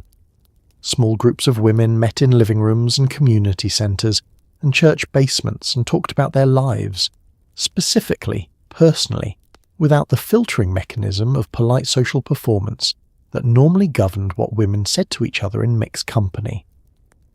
What emerged from these conversations again and again was the pattern Friedan had begun to document, that experiences women had understood as private and individual were in fact shared and structural, that the dismissiveness they experienced from husbands, employers, and doctors was not a series of isolated incidents, but a consistent social system, that the work they performed without pay or recognition was not a freely chosen expression of their nature, but an economic arrangement that served specific interests and was enforced through cultural, legal, and sometimes physical means. The legal landscape of the era made the political dimension of women's lives visible in ways that were difficult to argue with. She could not, before 1974, obtain a credit card in her own name. Before the Pregnancy Discrimination Act of 1978, she could be fired for being pregnant. Before the Violence Against Women Act, domestic violence was a private matter in ways that effectively shielded perpetrators from legal consequence. Before the educational equity provisions of the 1970s, universities could restrict female enrollment, medical schools could impose explicit quotas on women applicants, and guidance counsellors could steer girls away from sciences and professions on the basis of their sex without legal exposure. These were not cultural attitudes. These were laws and policies, and changing them required politics. Gloria Steinem gave the movement a public face that the culture found more difficult to dismiss than it had found Friedan. Steinem was young, conventionally attractive by the era's standards, and clearly not bitter. The standard accusation deployed against women who complained about anything. She was also a journalist of genuine skill, and she deployed that skill in service of making the women's movement legible to a mainstream audience that the movement needed but that had not yet arrived. Ms. Magazine, which she co-founded in 1972, put feminist politics on the newsstand alongside Good Housekeeping, which was exactly where it needed to be. The backlash was organised and resourceful. Phyllis Schlafly, who would eventually lead the campaign against the Equal Rights Amendment, represented a significant constituency of women who experienced the feminist movement not as liberation but as threat, as an attack on the domestic role that organised their lives and identities, and that they had chosen, genuinely chosen, in ways the movement was not always careful to honour. The conflict between feminists and anti-feminists in the 1970s was not simply a conflict between progress and reaction. It was in part a conflict between women with different class positions, different religious frameworks, different relationships to the domestic role, and different assessments of what they stood to gain or lose from the changes being proposed. Both sides contained women who were not wrong about their own lives. They simply disagreed about which lives should be made possible. By the end of the 1970s, the legal and cultural landscape had shifted substantially. The movement had not achieved everything it sought. The Equal Rights Amendment failed ratification in 1982. But it had changed what was possible, what was visible, and what a woman's life was allowed to contain. The housewife had not been abolished, but she was no longer the only available option. And the distance between what she had been and what women now chose to be was, in a single generation, a distance so large it still sometimes takes the breath away. By the 1970s, the decision for many women was no longer philosophical, it was financial. Inflation had been eating quietly at the American standard of living since the late 60s, and by the middle of the decade the single-income family was becoming genuinely difficult to sustain on a middle-class budget. The house that a family in 1955 had purchased on one salary now required two incomes to maintain or to afford in the first place. Women did not necessarily go back to work because feminism told them to. Many of them went back to work because the mortgage was due, the property taxes had gone up, and the children needed new shoes. The economic pressure did not care about ideology. It just cared about numbers, and the numbers were clear. The inflation of the 1970s was the most sustained period of price increases in post-war American history. The oil shocks of 1973 and 1979 drove energy costs to levels that had no peacetime precedent, and the ripple effect moved through every sector of the economy with the efficiency of bad news, groceries, utilities, car insurance. The cost of the ordinary American household's ordinary operations climbed year after year, while wages struggled to keep pace, and the financial model of the single-income suburban family, which had operated with reasonable comfort in the 1950s, at a time of genuine wage growth and low inflation, began to show serious structural strain. The housing market compounded the pressure specifically. The post-war housing boom had made home ownership accessible to a generation of working-class and middle-class families through the mechanisms of federal mortgage guarantees and relatively low prices. By the mid-1970s, Those mechanisms were still in place, but prices had risen substantially, and the mortgage payment that had been a manageable fraction of one's salary in 1955 was now a far more demanding share of one's salary in 1975. Young couples buying their first homes in the late 70s frequently found that qualifying for a mortgage required two incomes, not as a choice, but as a mathematical requirement. The bank would not approve the loan on one salary.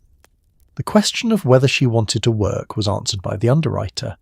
This matters for the history of the housewife, because it separates the economic transformation from the ideological one in ways that the culture sometimes collapses together. The feminist movement gave women reasons and frameworks and language for wanting to work. The economy gave them necessity.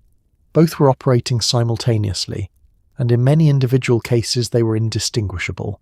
A woman who wanted to work and also needed to work could not always tell you, and did not need to, where one motivation ended and the other began. But the economic pressure meant that the transformation of women's labour force participation was not contingent on feminist ideology. Even women who did not identify with the women's movement, who believed in traditional gender roles, who had married specifically intending to be full-time homemakers, found themselves doing the math and walking out the door. The entry of women into the workforce at scale in the 1970s also had an effect on wages that was not, in the short term, positive for workers. A sudden, substantial increase in labour supply tends to depress wages, and the sectors into which women entered in large numbers, clerical, retail, service, experienced wage pressure that benefited employers rather than employees. Women were entering a labour market that was not designed to receive them equitably, and was not, in many sectors, inclined to pay them what their work was worth. The wage gap between men and women, which would become a persistent policy debate, was established in this period as a structural feature of the workforce rather than a temporary anomaly. She went to work, she came home, she made dinner because someone had to, and the someone was still usually her. She paid for childcare from the income she earned at the office, which meant that a significant portion of the financial gain from working was consumed by the cost of replacing the domestic labour she was no longer available to perform. The math was not always flattering, but the alternative, staying home while the grocery bill climbed and the mortgage payment loomed, was not a math that worked either. The economy had made the decision. She packed her bag and caught the bus and went. The legal architecture of the American workplace was not designed with women in mind. Job listings in 1962 were separated by gender in the newspaper: help wanted, male, and help wanted, female, appearing in adjacent columns without apology. Women could be legally paid less than men for the same work. They could be fired for getting pregnant. They could be denied credit, denied promotions, and denied entire categories of employment on the basis of their sex, and there was very little recourse. The Civil Rights Act of 1964, which included a provision prohibiting sex discrimination in employment, began to change that, slowly, unevenly, and with significant institutional resistance, but the door was cracking open. The sex provision of Title VII was, in one of history's more entertaining ironies, introduced by a congressman who opposed the bill.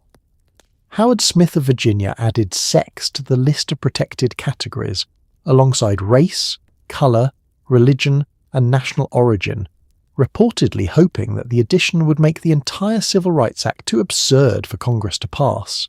He miscalculated.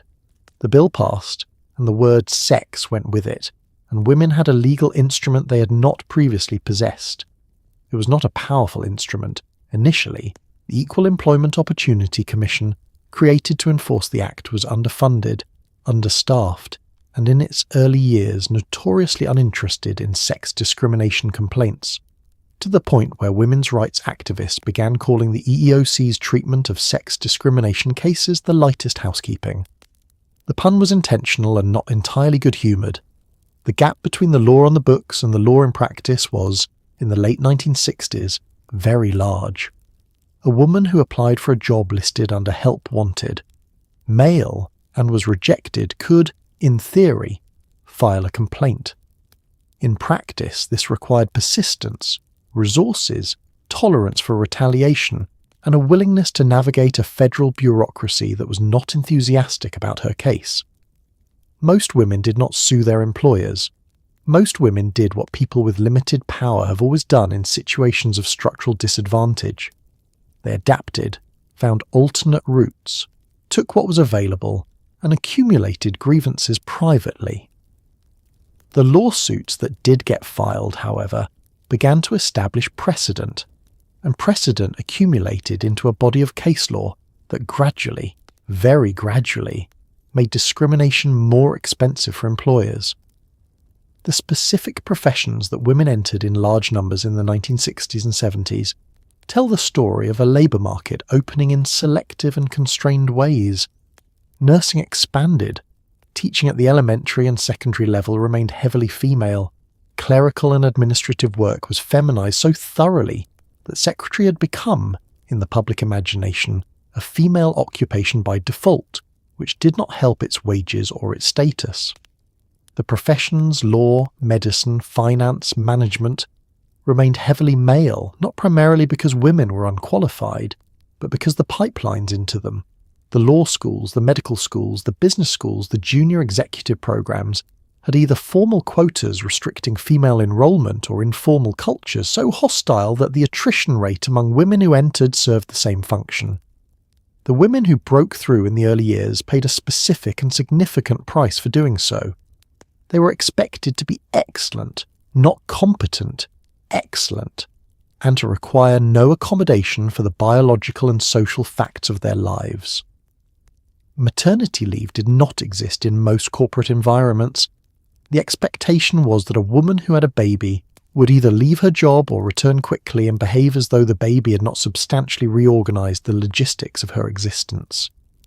The professional woman of the 1970s was expected to function as a man with a uterus, which is to say, as though domestic labour had been entirely solved, as though children materialised and were cared for by no one in particular, as though the second shift waiting at home did not exist or did not count. The door opened. It opened slowly and partially and against resistance and with costs distributed unevenly. But it opened, and the women who walked through it, who sat down at desks that had not previously had women behind them, who argued cases and filed briefs and performed surgery and managed teams and ran departments, were, in aggregate, dismantling the assumption that had organised the domestic ideal from the beginning, that women's proper place was the house, that anything else was a detour or a supplement or a crisis, rather than a life. Before 1970s California, getting a divorce in America required proving fault, adultery, abandonment, cruelty, which in practice meant that many women in unhappy, deadening or quietly catastrophic marriages stayed in them because the legal and social costs of leaving were prohibitive. The no-fault divorce revolution, which swept state legislatures through the 1970s, changed the calculation. A woman could now leave a marriage without having to construct a legal case or endure a public airing of her failures and her husband's. The divorce rate climbed, and what it climbed alongside was the number of women who had been waiting, without fully knowing they were waiting, for a door that was finally, legally, theirs to open.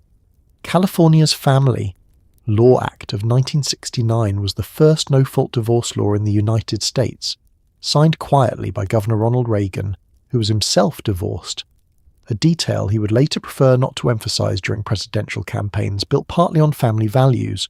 The law allowed either spouse to dissolve a marriage on grounds of irreconcilable differences without establishing who had done what to whom. This was a procedural change that had profound social consequences, because the fault requirement had not been merely a legal technicality. It had been a mechanism of control, one that kept women in marriages they could not leave without either proving abuse to a legal standard or accepting the social stigma of being the party who had caused the failure. The divorce rate in the United States approximately doubled between 1960 and 1980. This is a number that was treated at the time and since as a symptom of social decay, evidence that the family was under attack, that commitment was weakening, that something had gone badly wrong with the American character. An alternative interpretation is that the divorce rate reflected the number of marriages that had been maintained not by choice, but by the absence of viable exit, and that when the exit became available, the people who had been waiting for it left. Not all of them, not most of them, but enough to move a statistic substantially. For the housewife, the divorce question was inseparable from the economic question. A woman who had spent 10 or 15 or 20 years in the domestic role had, during those years, built no independent professional history, no retirement savings in her own name, no network of professional contacts, no current credentials. If her marriage ended through her choice or his, she entered the labour market as a middle-aged woman with a significant employment gap and skills that were genuine and substantial, but not legible to an employer in the way that a resume was legible. Divorce law reform gave her the legal right to leave. The economic reality made exercising that right a considerably more complicated proposition. The feminization of poverty, a term that entered the sociological vocabulary in the 1970s and 80s, was in significant part a story about divorced women and their children. Women who left or were left by their husbands in the 1970s frequently found themselves financially precarious in ways that the married domestic arrangement had obscured. Child support enforcement was weak. Alimony was awarded inconsistently and collected unreliably. The assumption built into the legal and economic structure was that women would remarry, because that was the mechanism the culture had built for female financial security. And women who did not remarry quickly found that the assumption had been doing a great deal of structural work they had not previously seen. What no-fault divorce changed, most fundamentally, was the geography of possibility. A bad marriage was no longer a permanent address. A woman who was unhappy, who was isolated, or controlled, or simply mismatched with the person she had married at 22 in a very different chapter of her life, had a route out that did not require her to prove damage to a court's satisfaction. The cost of leaving was real and often steep, but the option existed in a way it previously had not, and the existence of options, even costly ones, changes the way people inhabit the spaces they choose to stay in. She stayed differently once she knew she could go. The daughters of the 1950s housewife grew up watching something they would not necessarily have called suffering, but which they registered nonetheless. They watched their mothers be competent, capable, intelligent women who poured all of that intelligence and competence into a role that gave it back in very limited quantities. They watched their fathers be deferred to, leave the house, return to it, be served within it, and be assumed to be its natural authority. They grew up understanding in the cellular way that children absorb the logic of the households they live in, that this was not the life they wanted, and that not wanting it was, increasingly, allowed. The daughters born in the late 1940s and through the 1950s were the first generation of American women to grow up with the domestic ideal fully installed and simultaneously beginning to crack. They were young enough to see their mothers' lives clearly, without the nostalgia that softens memory, or the political framework that would later provide analysis, and what they saw was recorded in the way childhood observations are always recorded.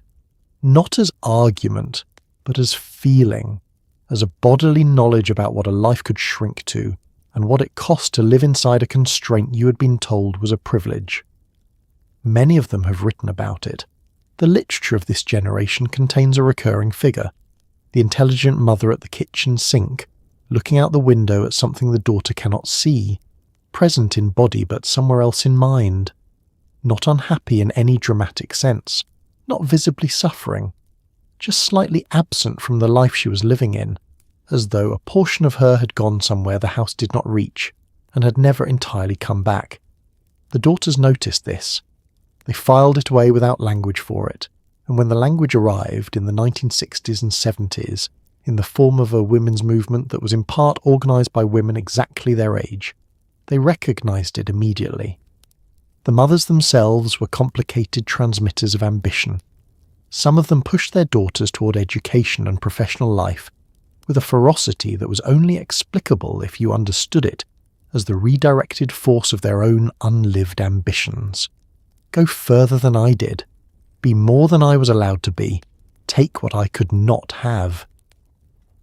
This was not always stated so directly, it rarely was, but daughters received it in the texture of 1,000 small interactions, the particular pride at a good report card, the way certain careers were described, the specific encouragement around subjects that had nothing to do with domestic preparation. The mother who had not been allowed to want a career wanted one for her daughter, and her daughter felt the force of it. Other mothers transmitted a more complicated message, one that said, simultaneously, that education was important and that marriage was the real destination, that having ambitions was fine and that fulfilling them should not come at the cost of femininity, that she could be anything and also that certain things were still expected. This double signal, you can do more, but don't do too much, was the specific atmospheric condition of the post-war daughter's upbringing, and navigating it required a kind of internal negotiation that consumed considerable energy and produced in many women a persistent low-grade anxiety about whether they were being too much or not enough that did not fully resolve for decades. The daughters went to college in numbers their mothers had not. They delayed marriage. They entered professions.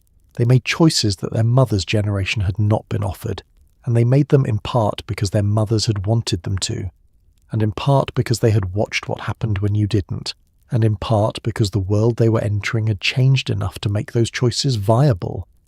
They became, in aggregate, the generation that dismantled the housewife as default, not out of ingratitude for what their mothers had built, but out of a determination, absorbed in childhood and hardened by time, not to live inside the same window.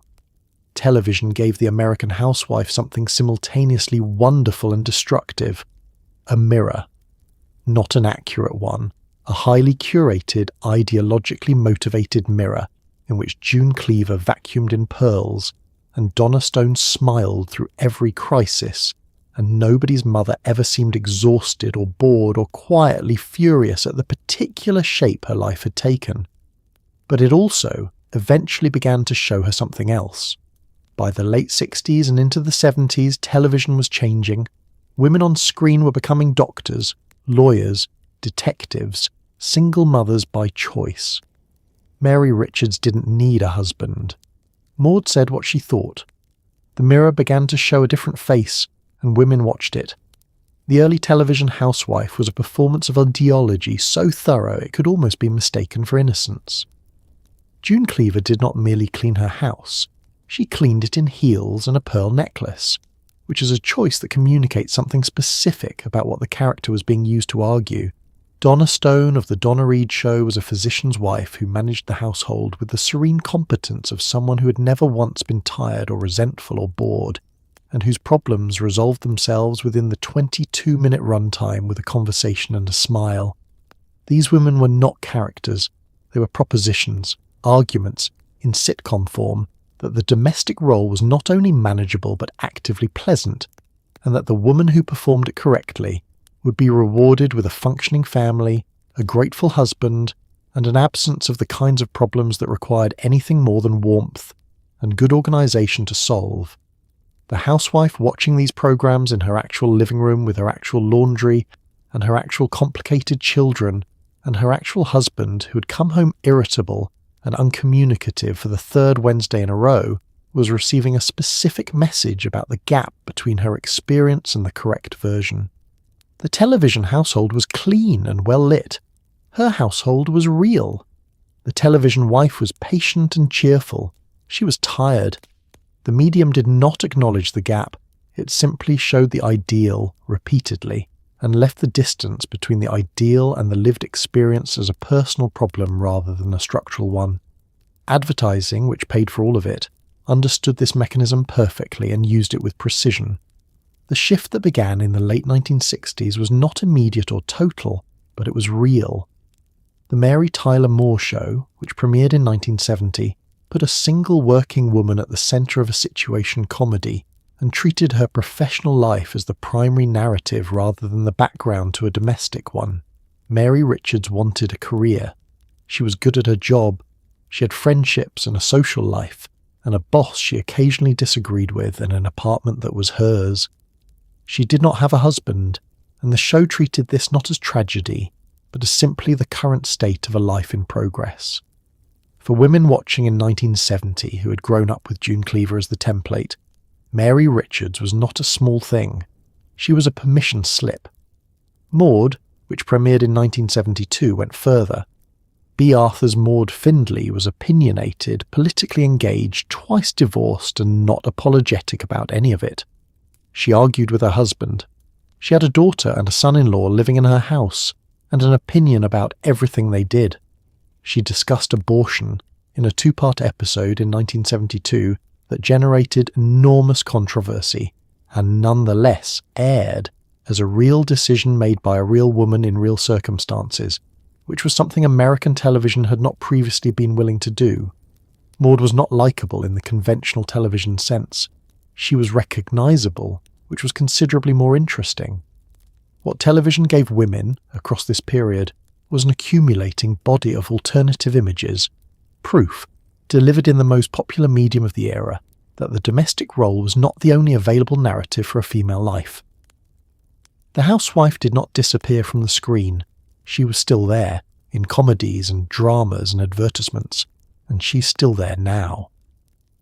But she stopped being the only woman in the room, and once other women appeared beside her, the proposition that she represented, that domesticity was the natural destination of female life rather than one choice among several, became harder to sustain on the evidence of what the screen itself was showing. In the story of the disappearing housewife, the husband is sometimes cast as villain and sometimes as irrelevance, but the more accurate picture is probably neither. The post-war American man had also been handed a role, provider, protector, head of household, that came with its own specific and often crushing set of expectations. He was supposed to earn enough, be enough, advance enough. The emotional labour of the household was not his to perform, the domestic realm was not his to inhabit, and the inner life of the woman he came home to every evening was, by the conventions of the era, largely not his to ask about. He had made a deal too. The terms of that deal were also about to change, and nobody had given him much notice. The breadwinner identity was not, for most men, a casual assumption. It was load-bearing.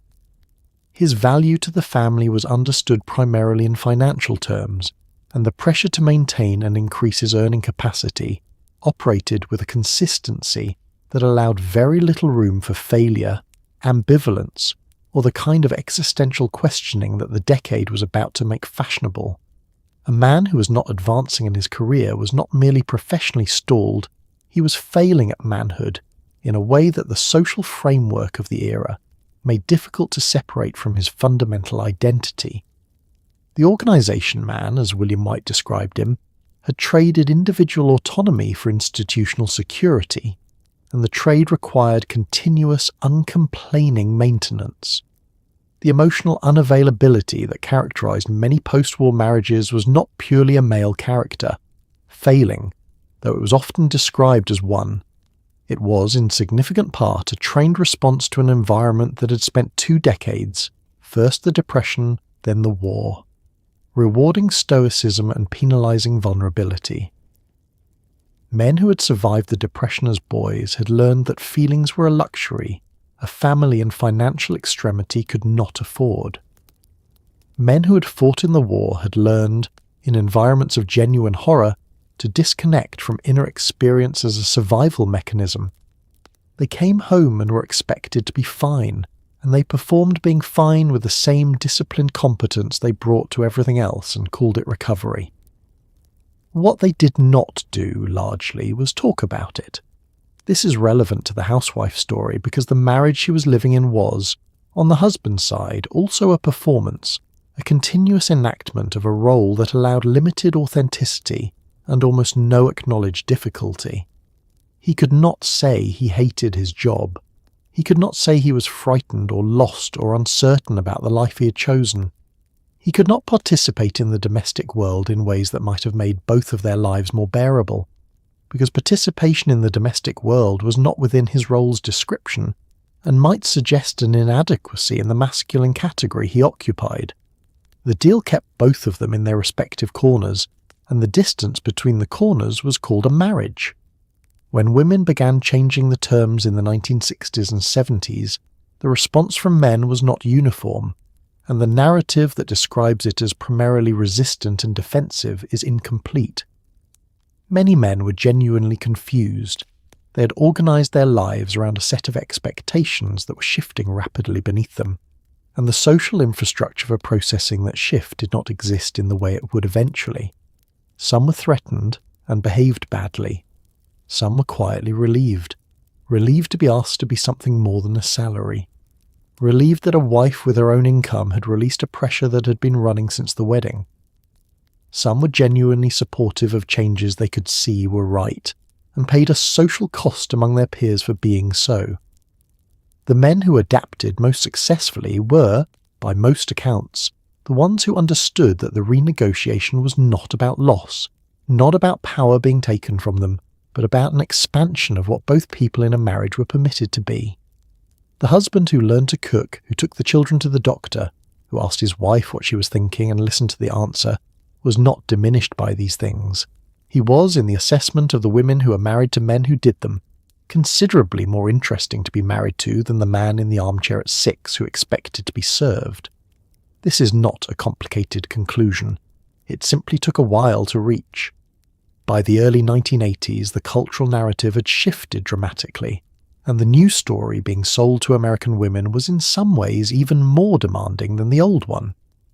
Instead of, stay home and do everything domestic, the new message was, work full-time in a professional career, raise excellent children, maintain a perfect household, look attractive, be sexually available and emotionally present, exercise, advance in your career, be a good friend and daughter, and volunteer, and neighbour, and do all of this simultaneously without complaint, and with the serene competence of someone who has somehow solved the unsolvable math problem of the 24-hour day. The housewife had not been liberated. She had simply acquired additional responsibilities. The phrase having it all arrived in the cultural vocabulary in the early 1980s attached primarily to the figure of the professional woman who was also a wife and mother. It was initially deployed as an aspiration, the feminist promise, finally delivered, of a life that was not constrained to choose between ambition and family.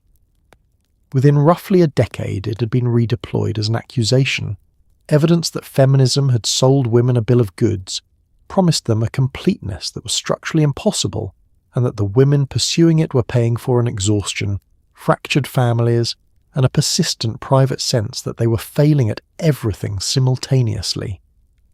The phrase did a lot of work in both directions, and the women it was applied to were rarely asked whether they had requested it.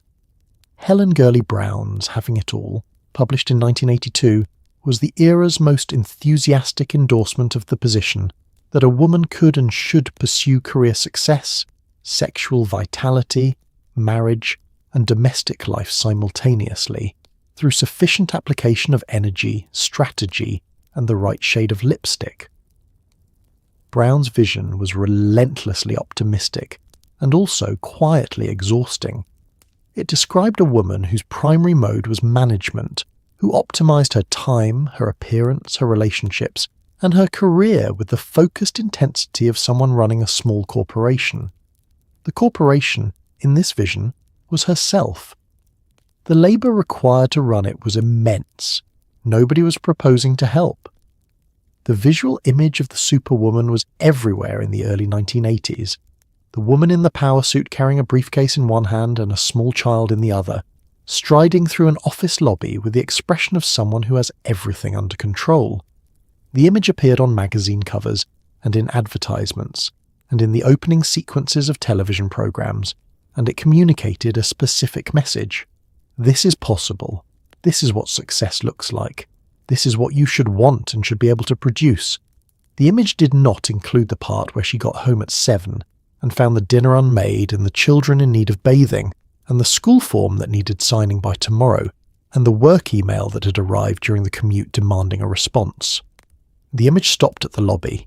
The lobby looked great. The standard being set was not a human standard. It was a cultural construction, as artificial as the aproned housewife smiling over her casserole had been, a different costume, a different role, but the same underlying dynamic, an image of idealized female performance that no actual woman could fully achieve, generating a permanent ambient sense of inadequacy that was productive for magazine sales and entirely unhelpful for the women experiencing it. The housewife had failed to be sufficiently fulfilled. The superwoman failed to be sufficiently balanced. The target moved. The feeling of missing it stayed constant. What having it all mostly meant in practice for the women of the 1980s was doing it all, and doing most of it without the structural support that would have made it manageable. The daycare was expensive and difficult to find. The husband contributed more than his father had, but still less than half. The employer expected her full professional focus without adjustment for the fact that she had children, because her male colleagues had children too, and that had never previously been an employer's problem. She was, in the aggregate, more professionally successful than any previous generation of American women, and more tired, and more privately uncertain whether the bargain was working out, and less willing to admit any of it because the admission would be taken as evidence that the whole project had been a mistake. It had not been a mistake. It had simply not been finished. Somewhere in the 1980s, American culture developed a remarkable new product: maternal guilt.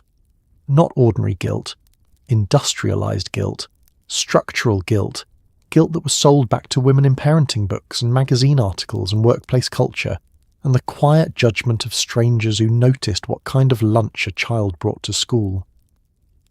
The working mother was simultaneously celebrated for her ambition and implied to be negligent for her absence.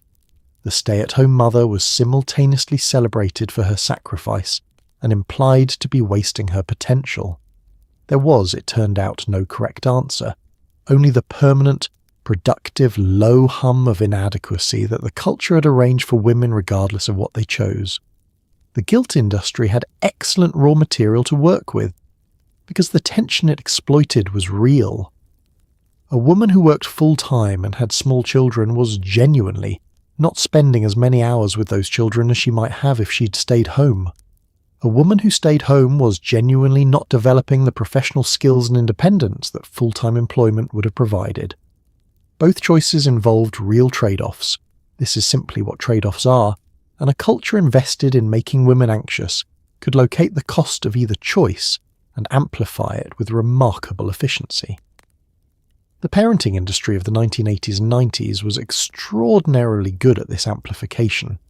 It was less good at acknowledging that the trade-offs being navigated were, in most cases, the result of structural failures, insufficient parental leave, unaffordable childcare, an employment culture designed around a worker who had a spouse at home managing everything else, rather than personal moral failings. The attachment parenting movement, which gained cultural momentum through the 1980s and 90s, introduced a framework for child-rearing that was, in its underlying logic, not so different from the post-war domestic ideology it superficially opposed. It argued in various forms that children required intensive, continuous, primarily maternal attention for optimal development, that daycare was at best a necessary compromise, and at worst, a developmental harm, that mothers who were present and responsive were building secure attachments, while mothers who were absent for paid work were building something less. The science behind these claims was always more contested than the popular presentation suggested, but the cultural resonance was powerful, particularly among educated professional women who had access to the literature and the socio-economic anxiety to take it seriously. The mommy wars, the term itself is a cultural artifact of the 1990s, when the working mother versus stay-at-home mother debate became a media genre with its own reliable narrative structure, was in hindsight less a genuine conflict between women and more a successful distraction from the questions that might have been more productively asked. The question of whether an individual woman should work or stay home is considerably less interesting than the question of why the infrastructure for both options was so inadequate. why parental leave was among the least generous in the developed world, why quality childcare was unaffordable on middle-class incomes, and why the domestic labour performed by the stay-at-home parent was economically invisible in ways that left her financially vulnerable and professionally stranded if the marriage ended. These questions pointed at policy, at employers, at the legal and economic structure of a society that had gained the labour of women without reorganising itself to support the lives of women who laboured. The mommy wars pointed at each other. The media preferred the mommy wars because conflict between women made better copy than systemic policy failure, and because systemic policy failure implied that somebody, some institution, some set of choices made by people with power was responsible for the situation, and that implication was considerably less comfortable than the suggestion that the whole thing was a lifestyle dispute between mothers with incompatible values. She worked, or she didn't, and either way she felt she was doing it wrong, and the culture producing that feeling had no interest in resolving it. Because resolved women do not buy self-help books or subscribe to parenting magazines, or consume the continuous stream of advice content generated for the expressed purpose of reassuring her that she was probably fine, while simultaneously implying that she might not be. The guilt was not accidental. The guilt was the product. In one of history's more ironic reversals, the cultural status of full-time domestic labour underwent a remarkable inversion between 1960 and 1990.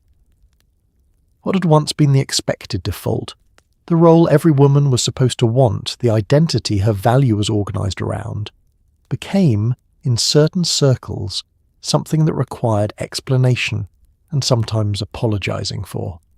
Women who stayed home to raise children found themselves in the uncomfortable position of defending a choice that their grandmothers had not been permitted to question. The housewife had not been set free. She had been repositioned as a problem to be solved, first by feminism, then by economics, and finally by the sheer force of the culture's new assumptions. The inversion was not total or uniform. It operated with particular force in educated, professional, urban contexts, and with considerably less force in religious communities, rural areas, and the broad middle of American life where the cultural conversation happening in magazines and universities arrived late, if at all. But in the environments where it operated with a consistency that had its own coercive quality. A woman at a dinner party in 1985 in a major American city, asked what she did, who answered that she was at home with her children, was likely to encounter a pause, a recalibration, a response that expressed what it did not quite say, that this was a surprising and possibly disappointing answer from someone who appeared to be a person of education and capability. The feminist critique of domestic labour was not wrong. It had correctly identified the ways in which the domestic role had been used to limit women, to deny them economic autonomy, to extract unpaid labour for the benefit of a social arrangement that did not credit or compensate it. These were real problems with real consequences, and naming them was necessary work, but the critique contained within it, sometimes explicitly and more often implicitly, a devaluation of the domestic sphere itself, an implication that the work done in it was not merely undercompensated, but inherently lesser, that the woman who chose it was not merely economically constrained but intellectually or ambitionarily deficient, that the home was where women went when they could not manage anything more significant. This was its own form of mistake, and the women who lived it knew it. Raising children is not a trivial occupation. Managing a household is not a trivial occupation. The relational, organisational and logistical intelligence required to run a family's daily life competently, to maintain the health and educational development and emotional well-being of small people who are entirely dependent on adult management, is genuine and substantial, and dismissing it because it was not performed for a paycheck was a version of the same error the 1950s had committed in the other direction. The 1950s had said, "This role is the only valid one for a woman." The post-feminist critique sometimes said, "This role is not valid at all." Both were wrong. The truth lived in the space between them, which is where it usually lives and where it is always less comfortable to be.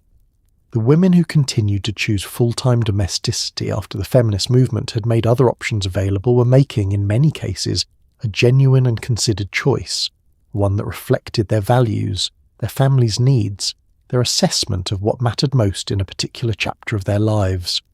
Treating that choice as a failure of feminist consciousness was not liberation.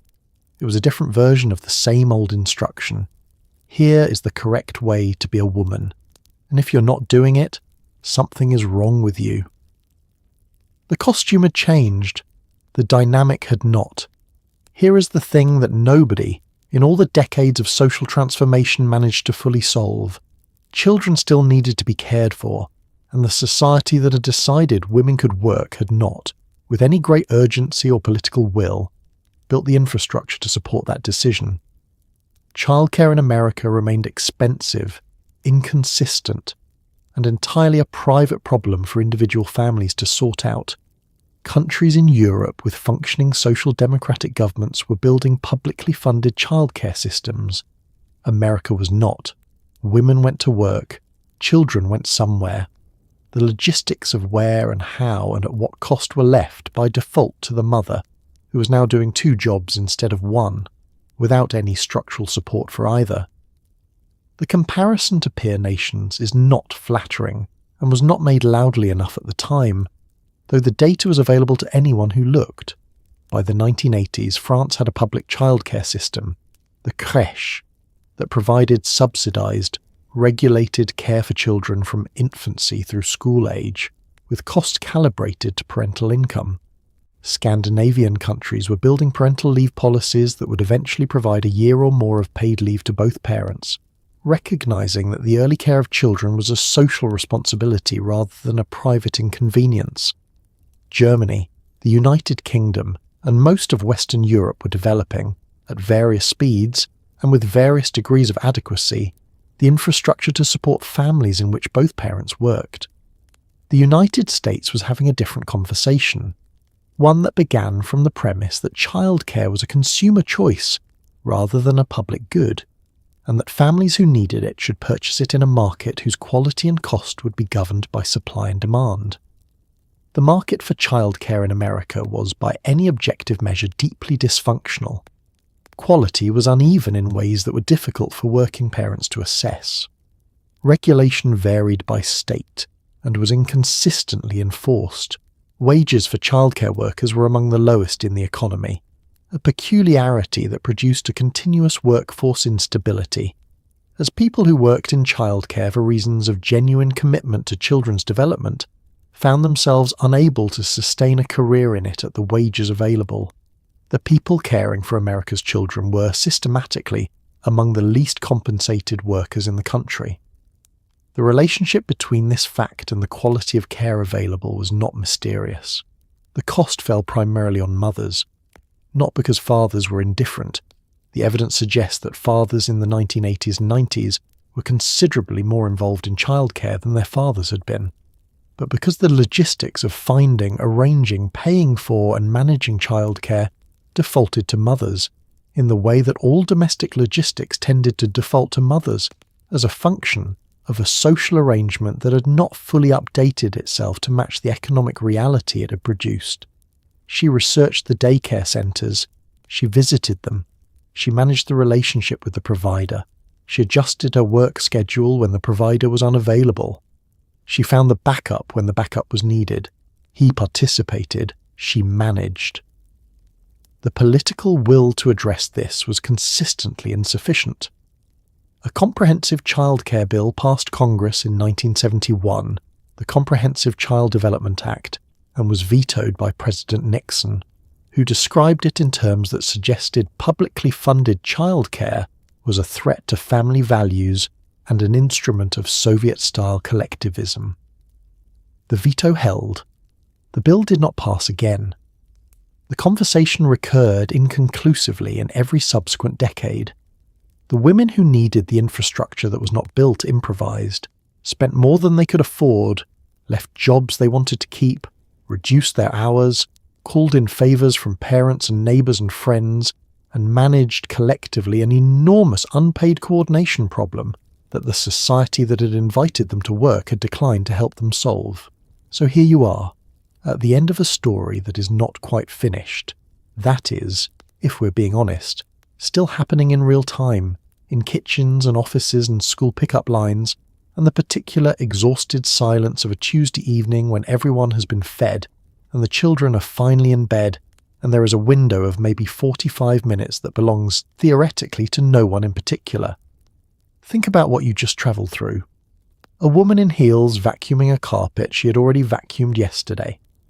A neighbourhood full of intelligent people conducting the serious business of their lives in a context that called it nothing.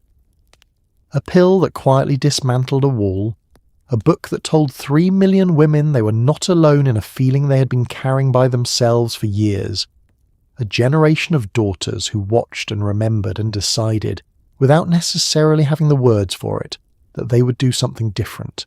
A labour force transformation so enormous it reshaped the economy, the family, the neighbourhood, and the daily texture of American life, driven by equal parts ideology and inflation, liberation and necessity, the women who wanted more and the mortgage payments that agreed with them.